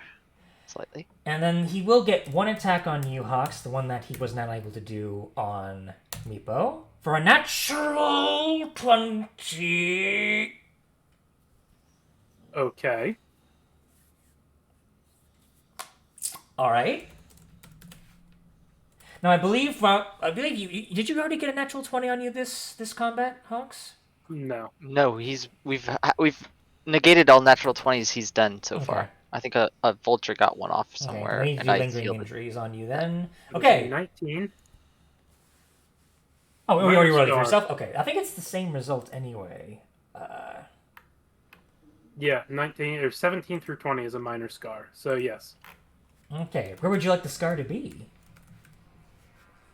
Considering that Hawks is like leaning face forward through the tent to actually see him, it's probably going to be across his cheek or across his muzzle. All right. You receive. Hold on. That should be another. Another D4. It's a net 20. Another D4. So you take for the initial hit. You take 8 points of piercing damage, and then this is gonna hurt. Oh, actually, not very much. That was not. Why crits? Why?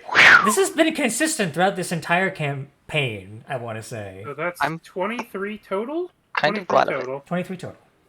and that leaves Hawk with 30 hit points left. 30 hit points. All right, perfect.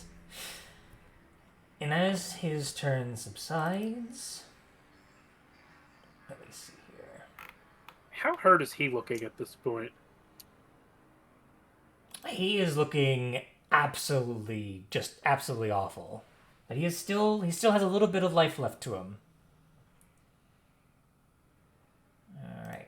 That is now your turn again, Meepo. I'm going to drop the disguise and kind of smile up at him, and then do my channel and divinity balm of peace as I just walk Okay. past. No. What? What trickery is this? No! As he yowls in frustration, you just moonwalk out of the tent. and then I'm going to use a second level healing word on Hawks.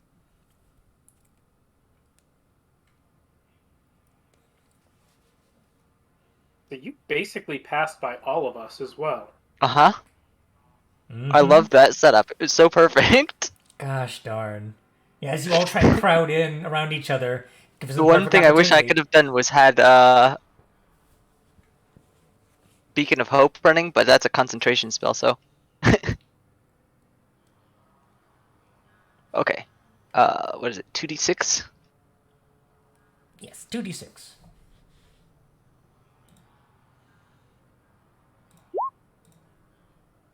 And then So that's what everybody gets. that's +5, not +6. So 9 instead 9. of 10. Yeah. Okay. 18 points of healing. Not bad at all for And me. then 9 to everyone else. Wah! Wah. And that was how much movement was that? I can move up to. Is it half your movement? Or is it your full movement? Which is it? You can move You up went to your speed. 25. So I went you moved 25, so I 5 have more feet. 30. I have 35 more feet because that's not actually using my movement. That's part of Oh. the action. So that's the action, and then I still have 34 more feet. God, Meepo is just the slipperiest little thing. I'm just gonna move over to here and be a little further back. All What's the guy's name? Isar? right. Sorry, yes. Well, Isar, I hope you had some fun. This is probably your last day here on the material plane. No! But yes. Oh, gosh. Alright, so is that your turn, Meepo? That's my turn. I don't have anything else I can do. Okay, as he roars out, no! Hawks, it's your time to shine. Yeah, I think at this point I'm just burning resources, so I'm going to roar yes back in his face with a draconic roar, and then I'm going to lean in a little bit and be like, hey, buddy, I got this thing called, the Trial of Cruelty coming up, and I need to practice for it a little bit. You wouldn't mind holding still, would you? I would like to see you try. Oh man, this is so perfect. Okay. Well, You suck. and then that's 2d6s on that as well for the giant size, so... How are you gonna end him? Because he had 18 health left. So, that first hit, is that quite enough? That's 10, 14, 20. Okay, so the first hit is enough. So, Hawks had him basically pinned under the shield. He got up, I'm assuming, but Hawks will repin him down with the shield and just sink it right into his chest. As he he starts thrashing like a wild animal, but you keep him pinned down as he tries to grip and try and shove you away. Eventually, his feral strength begins to falter, and his arms and fingers kind of crumple into each other like a spider, and he eventually slacks and falls to the ground, dead. I will lift up the spear with him on it and be like, hey, anyone order wolf kebab?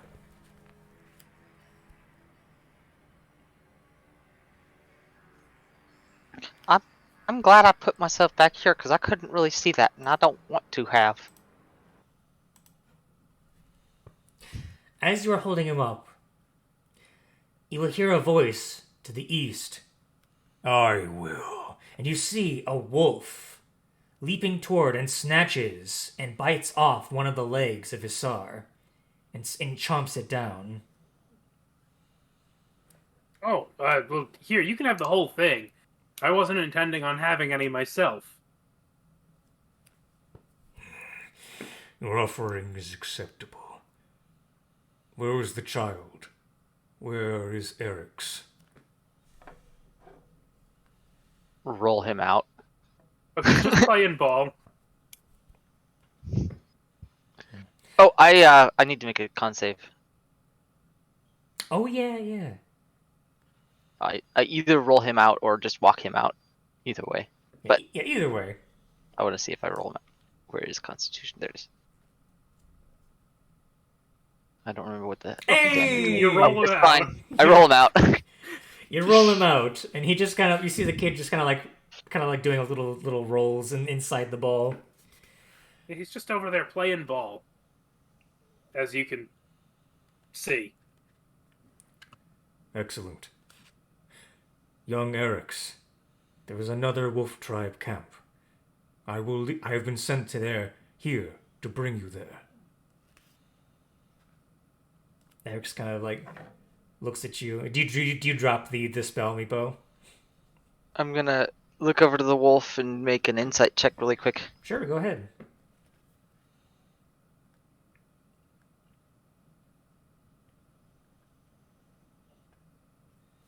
$12. Alright. Meepo, you can't really read this wolf all that much, but Skinnuk, you get the sense that this wolf is genuine. Genuine in his offer to help. Genuine in his... You don't believe that he's lying, at least. You There's learn how to another wolf in read the wolf's general, clothing. facial structure from all those years fighting rats and raccoons. Exactly. Okay. Then I'm gonna drop concentration on the spell. Pat the kid on the back and say, I told you we were strong. He kind of looks towards the wolf and looks back towards you and just gives you a big ol' hug, Meepo. I'll never forget you. Thank you. All of you. And as he starts walking towards the wolf and kind of gets on the wolf's back, all of you begin to disappear one by one. And with that, you are all brought back towards Grimskull once more.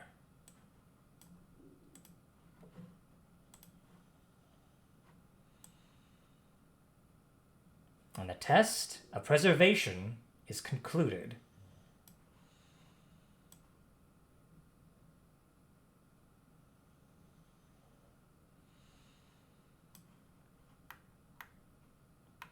Can you guys hear me okay? Oh, there you are. Yes. I like that one better than the last one. That was a lot quicker, less I'm involved. still worried about,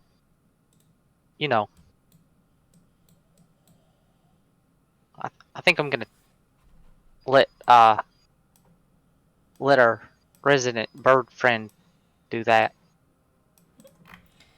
Alright, and as you kind of have that in mind, you see your resident bird friend climbing down the steps. He'd have had a long rest by now, right? He would have, so I actually need to reset his health. Can we take a quick rest ourselves before continuing on? Yeah, I'm not doing well on resources at the moment.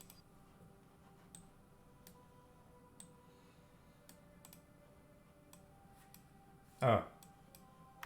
We're all safe. That is good. You see Muerte with her disapproving gaze just kind of gives you a curt nod in acknowledgement. I have come as you requested.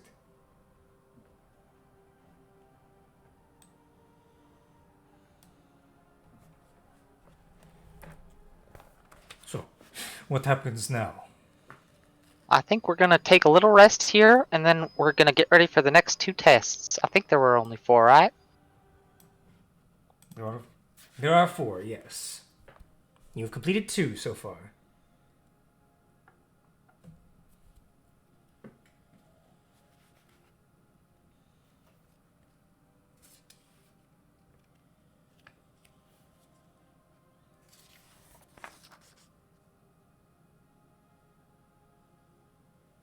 Alright, so you take your short rest to take a little bit of time for yourselves. Channel of Divinity come back on a short rest? I believe they do, yes. I'm double checking here for clerics.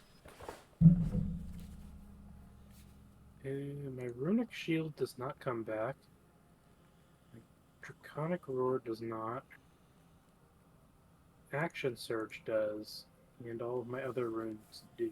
Yeah, Channel Divinity is on a short or long rest. I just found that just as you were saying it. Okay, so I get Channel Divinity back. I don't think I get Grovel, Cower, and Beg back. No, I do get Grovel, Cower, and Beg. It's okay. Yeah, make sure and roll your hit dice if you want. I do want to roll hit dice, but do we want to use a healing spell? Does anybody need it more than just a hit dice or two? Well, keep in mind, hit dice is a short rest thing. You won't get the spell slot back until long rest. I know. I'm just asking if we need more than just like a quick fix from the. I don't think I need anything on that level. I just need like four something hit points and stuff. That's fine. I just double checking. Yep, I'm good. 1.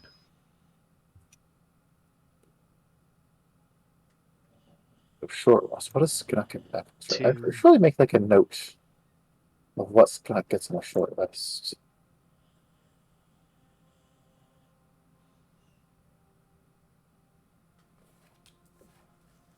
Yeah. 3.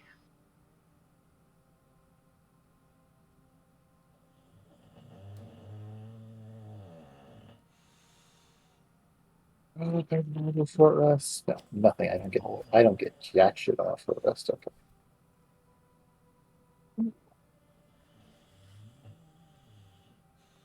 2, 3.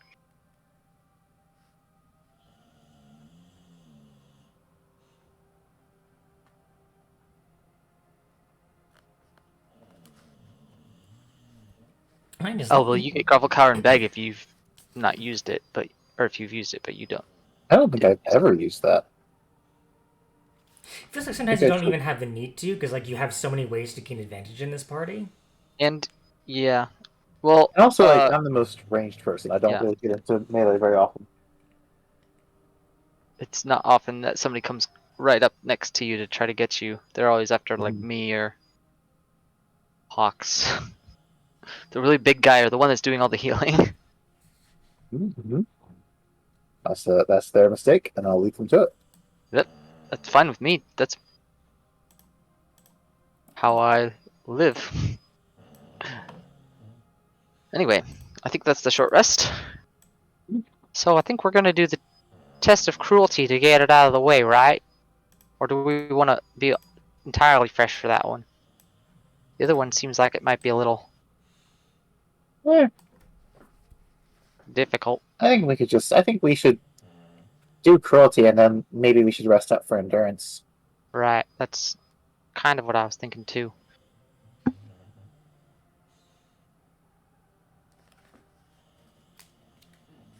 Okay. Very well. Then I am here should you need me. Should we depart I think at we will. once? Honestly, Meepa, do you wanna not do this? You don't have to. Hawks, can I borrow that blindfold? Sure. Here you go. You see Muerte kind of look you over, Meepo. But what if he hears something awful? Should we not give him earplugs as well? I've got a solution for that. Very well. Suit yourself. Very well. And then she starts walking towards the, she will start walking towards the doorway. The test of cruelty. Hawks will guide Meepo there, since Meepo is not able to see at the moment. Well, Meepo will put the blindfold on right before we go into the door, so you can guide me after. Hawks will pretend like even just having the blindfold means you can't see. Now it's right this way. Now avoid the walls here. All right, thank you. Alright, good. Easy on your footing. Right this way. Okie dokie then. So, same as the last. You open the doors, and one by one, with a gust of wind, each of you disappear, one by one. And you come across a somewhat familiar sight, although the camp is slightly different looking in its make. But it is very clear as day, another camp of the Ruggedmen. Does it look like another wolf camp? No, it does not, actually. As you look around, you see many of the tribe's people have pelts of bears.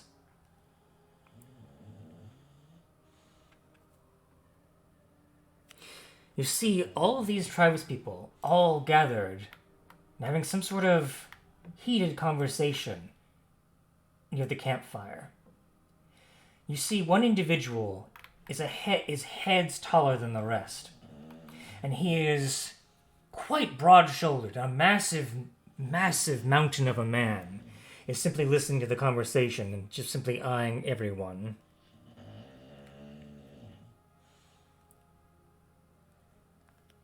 You also notice as well that there are no, despite what the map may look like, there are no sled dogs in this camp.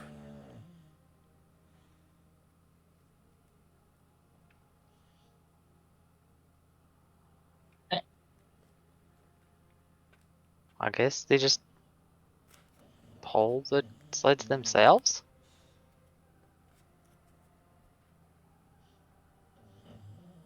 I mean, should we go up and ask?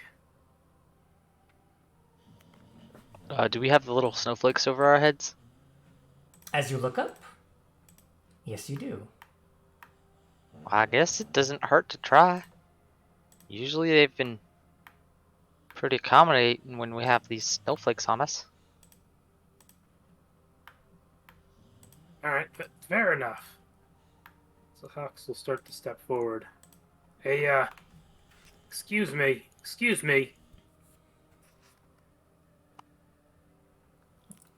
Alright. You will see as the mountainous kind of individual will get Well, up, I guess I'm will sort of blindfolded now. acknowledge your presence, and he will hold out a massive, meaty hand. Come no further, emissaries of the Frostmaiden. Stay where you are. Okay.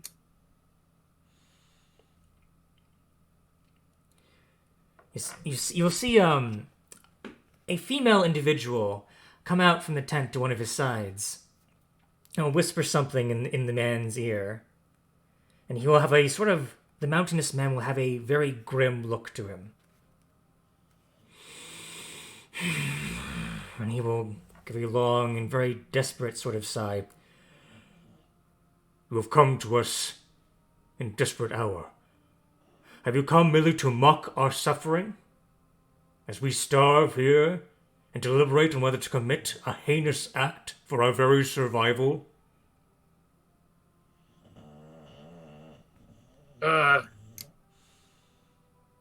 I don't know about that specifically, but we're probably here to involve ourselves in that in some way.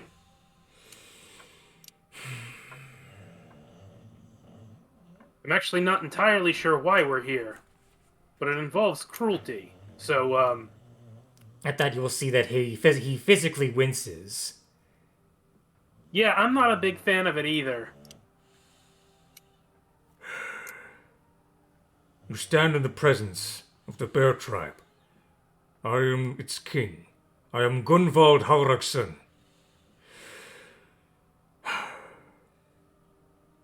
And he will kind of like gesture towards the woman at his side. This is our shaman. And she will kind of give you a nod. Our people have not found any food for several days and nights. We have already eaten our sled dogs. I fear in the coming days we will have no or last of our food stores will be gone. And so I must must deliberate on the unthinkable. And he will gesture towards the tent. In that tent are 4 of our tribe's oldest members. They have long since lost their strength. They are somewhat close to the end. Our shaman has seen it.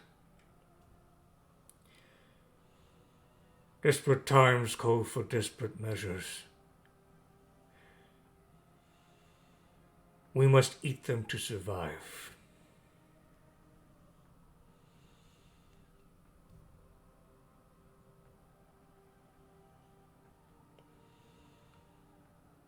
So, do you plan to stop us?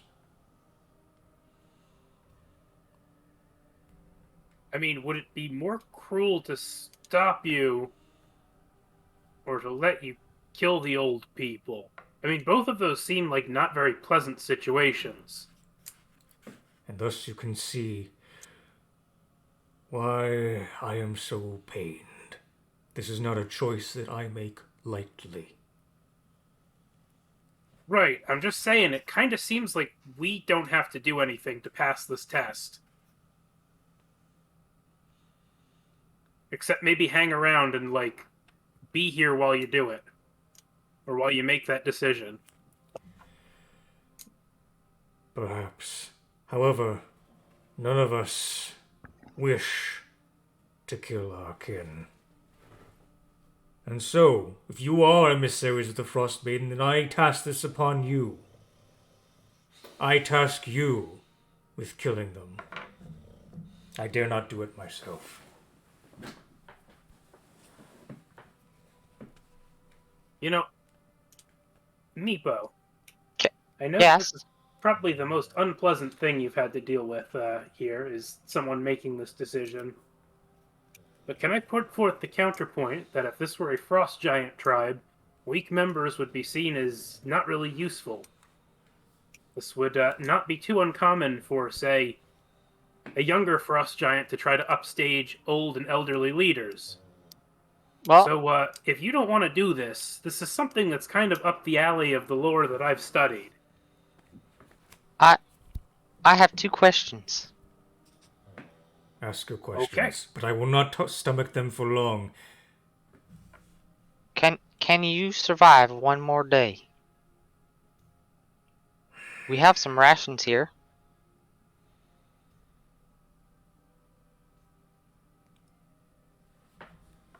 He does consider this for a moment. You would be willing to share your food. How much do you have?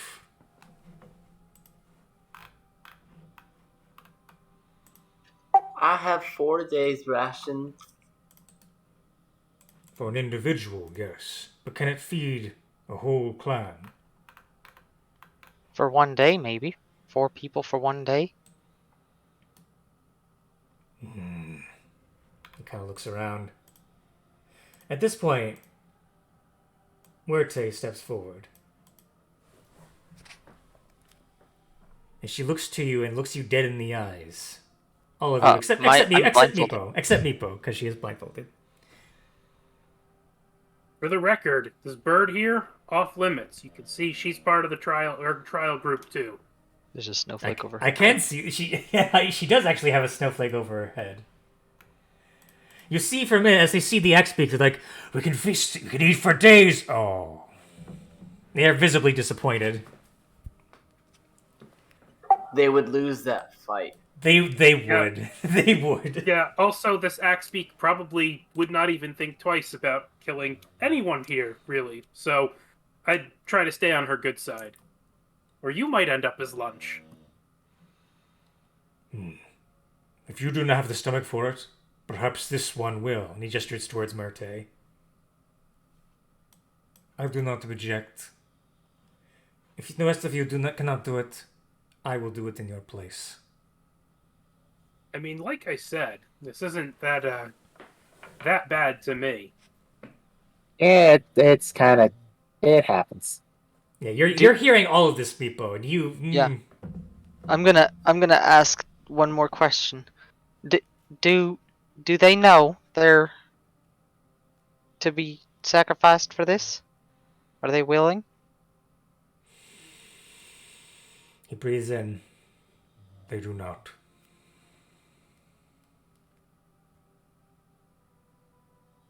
Are they awake?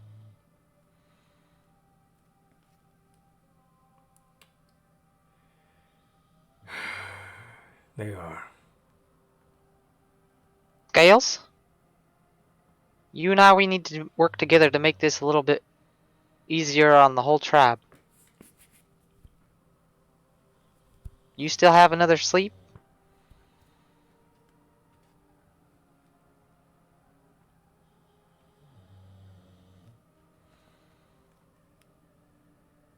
Wait, asking Scanup or you asking Scales? Scales. But for some reason, I'm sorry. What? You have another sleep spell? I do? You want to cast it on that tent over there that he was talking about? I can't see where it is. he is actually pointing towards the tent up here. If you can see that. The question is, Meepo, can you tolerate such a cruel act? Even if you're not pardoned to it? Not part of it, I should say. I think what Meepo was getting at by asking if they knew or not was to try and get this to be something that is understood by everyone to be kind of what needs to be done and a little more accepting of it. So maybe we should talk to them first. I don't think I can be the one to do it, but I think that's the way it ought to be. For your whole tribe's consciences.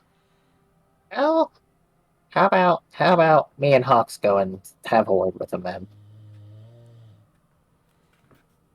Alright. I'm gonna stay back here. Yeah, okay. Right. Let's go see these guys. As you kind of like go towards the tent. I'm casting this on myself. Okay. Hear no evil, as they say. You hear Gunvold say to you, Hux, before you enter, "Do not be long. We are very hungry." Orte follows you suit. Alright, and as you look into the tent, you can see the 4 elders are kind of like huddled together trying to keep warm. And they're kind of like clutching their stomachs a little bit. They too are also clearly hungry. Who are you? We're The bears, the bad news. We were sent by the Frostmaiden. It's an omen. They kind of like, one of them kind of like reaches out. Oh, this day. Oh, it is a cursed day. Unfortunately, yes. And that's what we're here to talk to you about a little bit. And they kind of just look at you pleadingly. You understand that your tribe has not had food for several days now. Everyone is starving, and yourselves included. Yes. I want to ask you a serious question. Do you want to see your tribe continue to survive?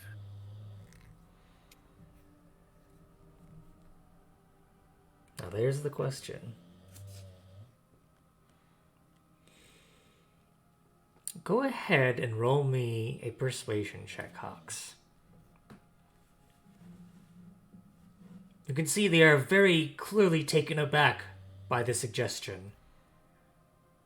They are absolutely horrified. You can see the looks in their faces. Okay, persuasion. Please roll well. That shouldn't have been with advantage. Yeah, so how serious is Hogs? Considering a certain predicament you got recently.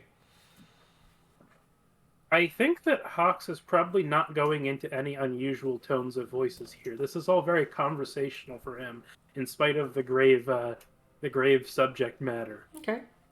So Hawks will sit down in like the front of the tent and cross his legs for a second and be like, "Now listen, you guys are in a pretty rough shape. You're in not so great a situation here, you understand?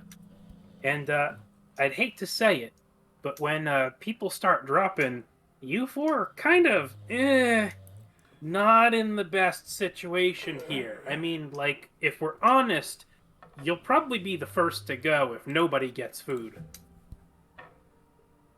So what No, I'm asking of Stop! you... No! What you're speaking is madness! Eat us? I imagine we might die, but to eat of our flesh? No, this is insanity. No, you can't allow that to happen. I beg of you. Well, here's the thing, right? We're only here for a short time. And once we leave, even if we convince them not to kill you now, once we leave, you're probably going to die first anyway, and they're still going to eat you. Please, can you please spare us from this horrible fate? Please take us away from here. No, I don't want to die, We not yet. literally cannot. Please. Yeah, Please. that's a little bit out of the question. There's no taking away from here. Yeah, This is something that you're going to have to deal with either way. They throw themselves at your feet. Oh, you hear a little bit of creak in their bones as they do so. They're grabbing at your feet. No, please, have mercy. Please. I mean, theoretically, under some trains of thought, this is mercy from starvation, but you don't seem to like that suggestion right now. Why would anyone? Are you even listening to yourself? I mean, yes, this isn't pleasant, but this is also, like, in the realm of the will of the Frostmaiden, so unpleasant things are going to be subject matter for it. Yeah, you can clearly tell they are not buying it. They are panicked. They are in a state. They will not go through this willingly. Well, that is unfortunate. The time for talk, I think, is over. Warte steps Hey, to the tent. Scales, can you cast, I was gonna ask Scales to cast Sleep, so at least we're, like, not... So that's a thunder wave. Hey there, Skanuk. It is dealing 9 thunder damage on a Constitution save. Okay. Okay, you're getting right into it. I appreciate the desire for efficiency. All right. That's 4 saves. Okay, all of them will fail. All right. As a sphere out of queue, but as you... So, how does this happen, Skanuk? I would like you to describe it for me. I imagine it's also like it's not really like a peaceful event happening. I imagine like it probably doesn't like, it's not like massively gory, but it does like just fling them about the tent like ragdolls. And there's not really like a warning to it. He's just kind of like, that's really unfortunate. Then just pulls out the gun and shoots them. Okay. It is... I don't think you got the chance to cast that Sleep, Scales. Yeah, nah. Sorry, buddy. Like, on the circle of hungry people? Oh. Oh. Yeah, that would work. Another game is afoot. Well, so that they don't have to hear the slaughtering of their elderly, I guess. Not quite. Okay, 33.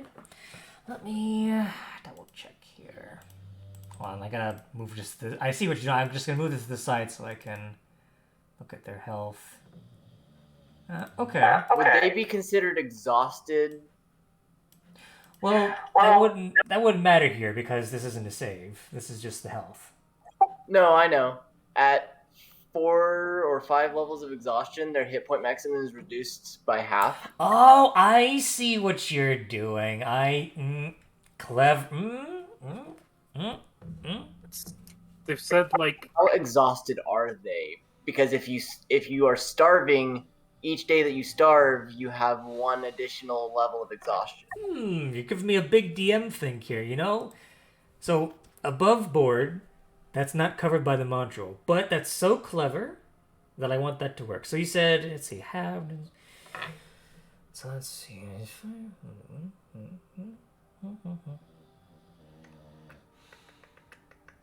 Okay. All of the people in the center will fall asleep. Gunvald will not.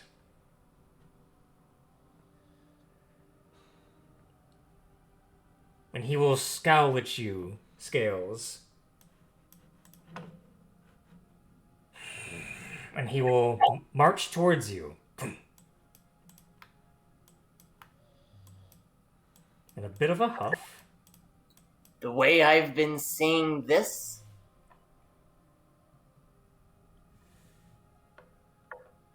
if I learned anything being raised with Yetis, those who cannot fend for themselves, whether you be healthy or not, do not deserve to survive in the tundra. My recommendation, or my judgment, everyone dies. Equality across the board.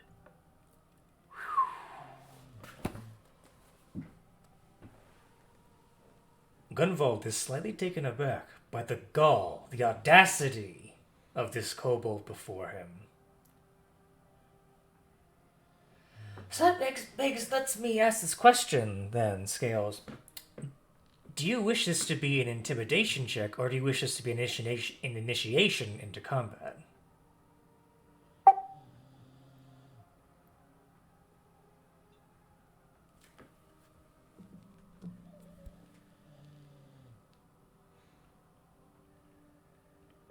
Excellent question.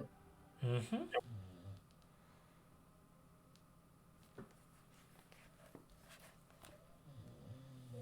Let me see.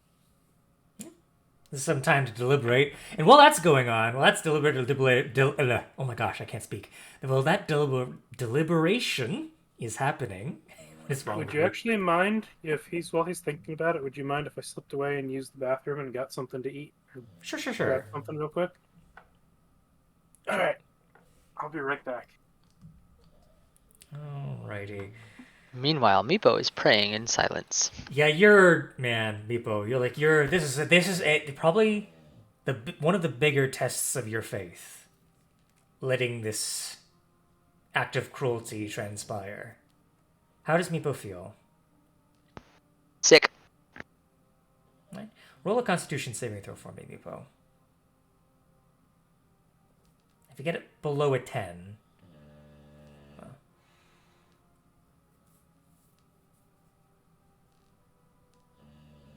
20. All right. You stomach it. You feel it. You feel it in your stomach. Just the whole thought, just the mental images. You're trying to block them out. And thankfully you do. You keep it in your chest.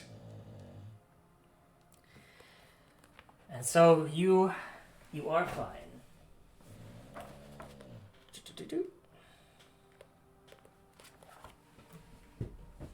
All right. So with that here. All right. So you have chosen initiative, Scales.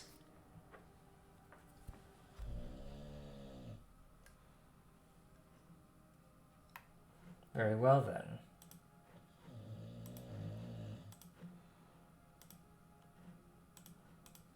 In that case, I will ask those who are going to participate in this initiative, in this combat, to roll for me.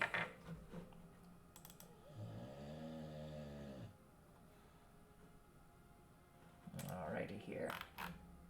Oh.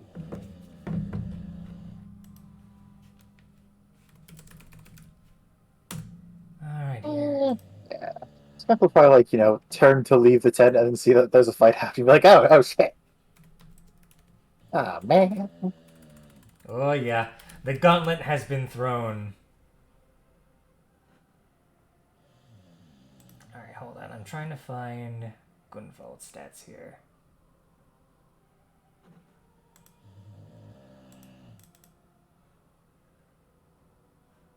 I thought I had his stats prepared beforehand, but apparently I did not.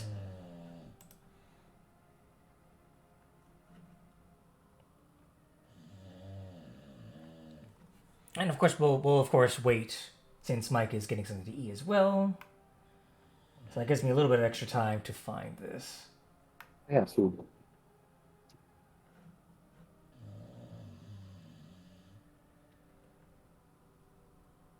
Okay, come on. Come on. Hear the serenade of Bowser in the background.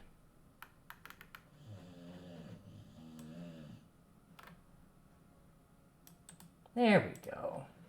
Found him. Do-do-do-do.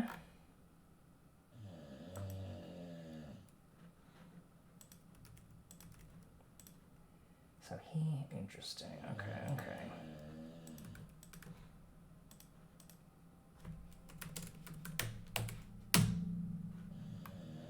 Man, my enemy's getting low initiatives. But they're still the tribal warriors. And the shaman that was here as well. He's also in the turn order. It means I have to find a suitable token for her. Because that's not, honestly, I did not expect this to go this way, but I was slightly prepared. Let's see here. Okay, She would have been over here next to Gunvald.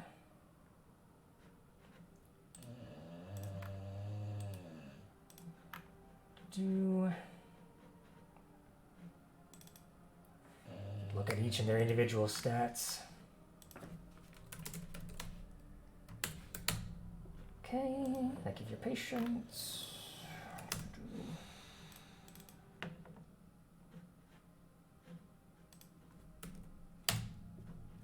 Oops. There we go. Okay, and of course, Murte will definitely join the fray, because why would Murte not? Okay, looks like I got back just in time then. You certainly did. Now, it is 11:30.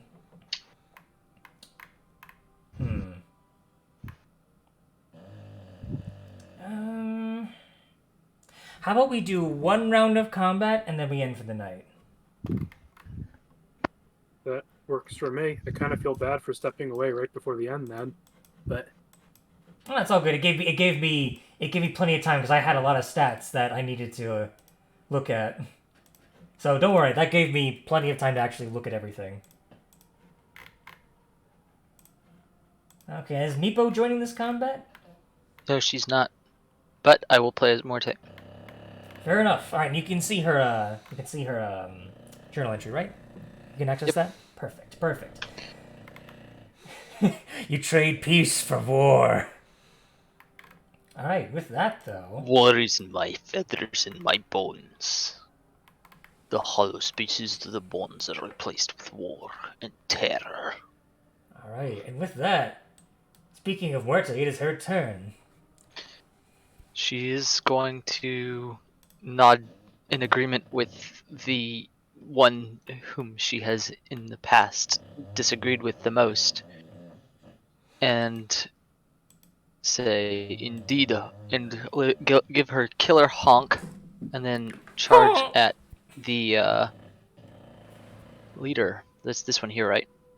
I know the leader is all the way down here. He was marching towards Scales and Scales wouldn't have been able to say that in my silence.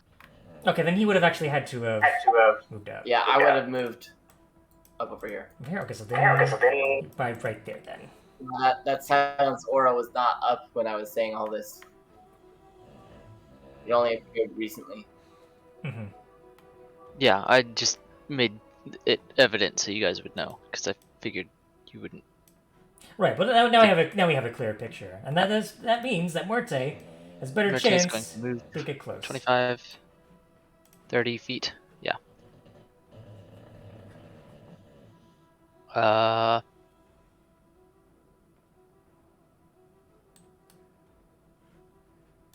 Did she roll with initiative, and that's why she was so high? I did, yeah.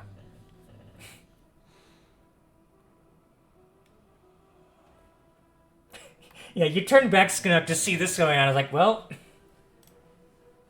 Is the +2 already featured into the beak attack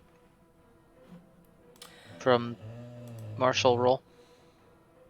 she should actually, you know what? She should actually have advantage because I keep forgetting this feature every time. Like she's already at the top of the initiative order, but I gotta remember that she has this. Her attack bonus is +9, and the So that's already featured into the beak. yes, it's already featured in. Okay, I wanted to make sure before I rolled it. She wouldn't have advantage yet because he hasn't been injured. 21 will probably still hit though. And she has 2 attacks. She does. No advantage still. 11 to hit. Does 11 hit? Okay. 11 will not. Wait, Yes. no, it would be advantage. Oh, because because the first one did hit. Yeah. So 20. 21, then 20. Mm-hmm. Both of those will hit. So 22 non-magical slashing. As her blood frenzy works itself up. And that's her turn. Alrighty. A significant amount.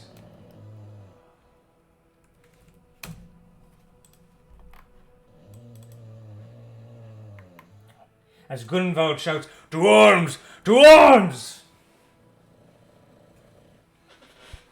Right, that is her turn. Skanuk, it is your turn.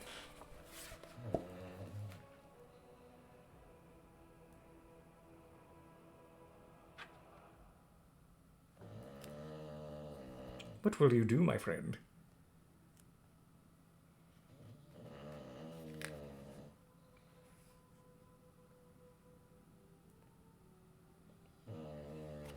Hello? Michael, are you there? You're muted, Michael. So, like, what is the plan, guys? It kind of caught me off guard with this one.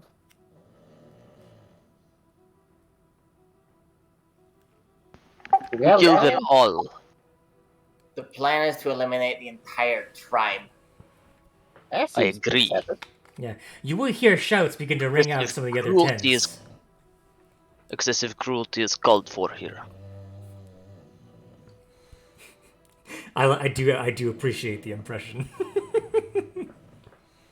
Alright, fine. Okay. Alright, I'm gonna try and shoot the big guy, I guess. Alrighty. With advantage, because Morte's next to him. And she's up. Oof. 11. That will almost hit Muerte, and she will duck down, and you see the giant mountain of a man kind of just stare at it and just tilt his body to the side. Careful, fool. Amped up, sorry. Alrighty. That's your action. Do you have a bonus action? I'm gonna go over here. Alright. That's just kind of what I'm doing now. Alright, so you skedaddle right out of there. Alrighty. So now it is the shaman's turn.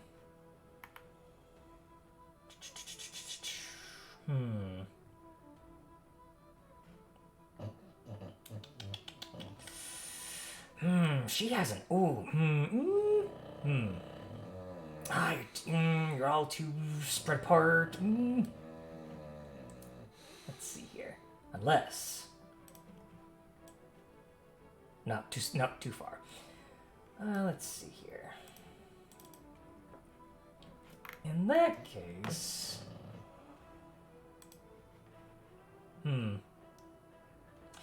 Yeah, she's gonna step 1 square forward. And she is going to take her staff and then slam it into the ground. She's going to cast Thunder Wave on you, Hawk, so I need you to make a con save. The thing that I'm actually decent at, so hopefully this will work. So you will take... Not too much. You take 4 points of thunder damage and you're pushed 10 feet back.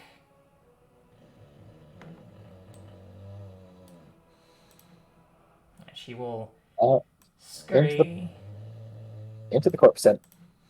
this way. Yeah, you are pushed back on the bodies that were not so gracefully dispatched before. That is her turn, though. Scales, it's now your turn.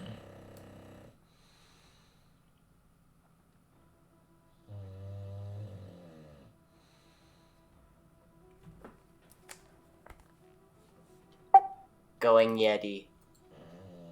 Okay. Let me get your token. Yeti time.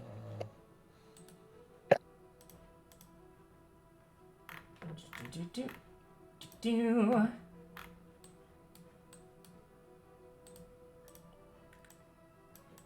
Okay. It's Yeti time. As you erupt out and your form enlarges, you resemble with your white fur, almost like a Yeti, but not quite the same. As you pound the ground and roar out, he will look taken aback, but stands firm. Alrighty. You have taken your action to polymorph. I assume you're going to stay in that position? Yes. Alright. That means, Hawk, it's now your turn.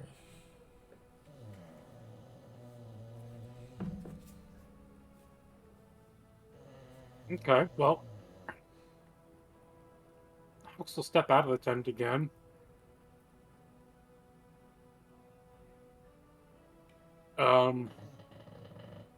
These people are all asleep still, right? They are, yeah. Okay. Let me mark them just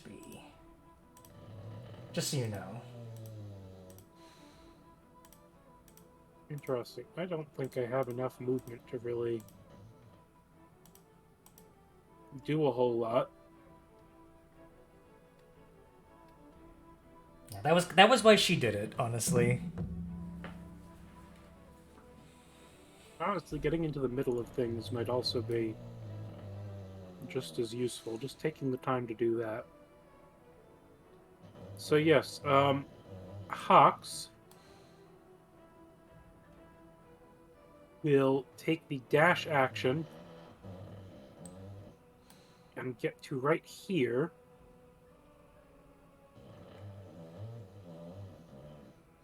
And that will be all he'll do for now. Okay.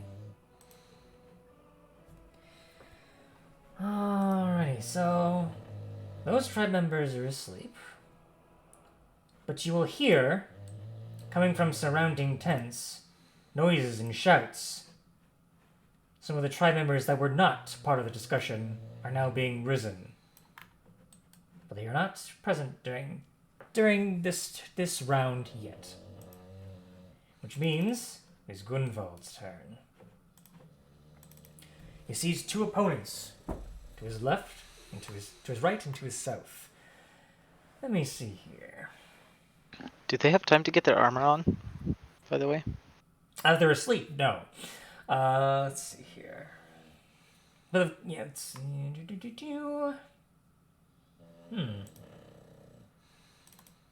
Now you will see as his wounds begin to slightly look less severe, and he will use Second Wind to regain health.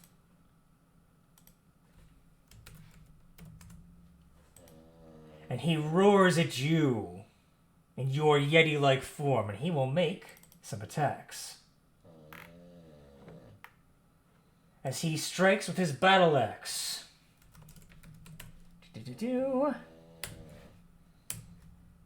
One attack against Scales. Does a 15 hit?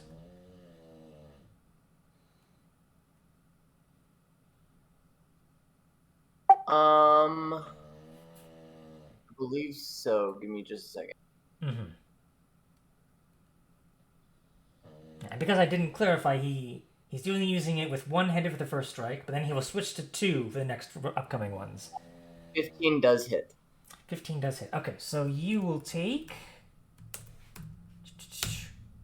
12 points of slashing damage, and as he strikes you, you will see him kind of inhale.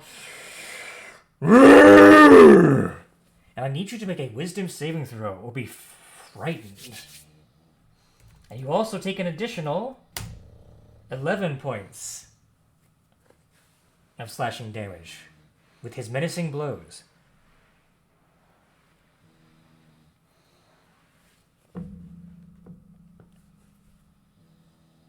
So, I would like you to make a Constitution saving throw to maintain concentration on your spell. Aye. New save passes.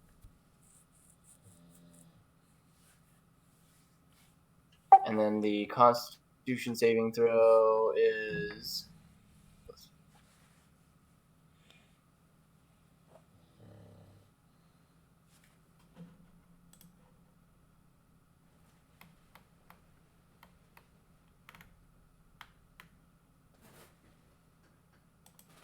That did not work. Oops.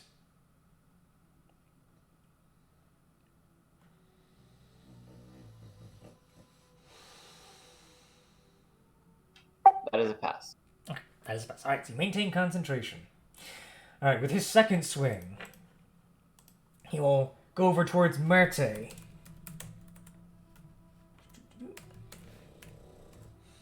A 16 will hit Merte. That's going to be... Let's see here. Oh, let me double check if I'm doing that damage right. 1 second. Okay, I was doing that right. Alright, so you're going to take 7 points from Muerte. A very low roll for him, but that's fine. And he's going to strike Muerte again.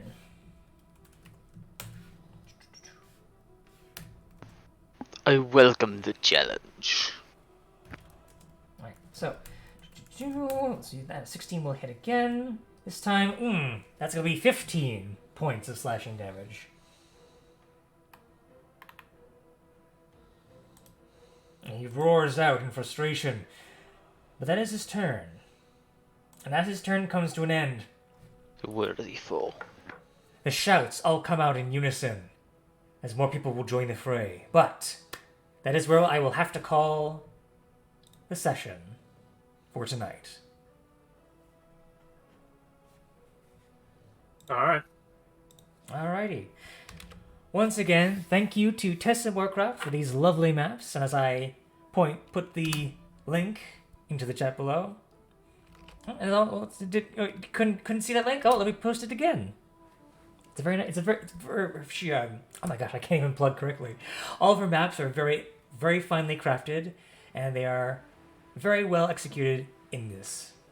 Hey, Orange, why don't you post it one more time, just in case the people didn't see? Oh, okay. What's that? One more time, you said? How about that? Yeah, one more time. There we go. One more time again, Oh, you I said? see it now. How about I see now? it now. I'm clicking it right now. Oh, man. How about that? Look at that link. Is that better? Oh, Look did at you the know that maps. there's also maps for Wild Beyond... Oh, look at that. There's actually maps for Wild Beyond the Witchlight in here, too. Oh, look at that. Even more finely crafted maps. Alright. Well, thank you all so much for watching. And wherever you are, I hope you're having a wonderful evening. But until then, we'll see you next time. Bye-bye. Have a good night. Bye.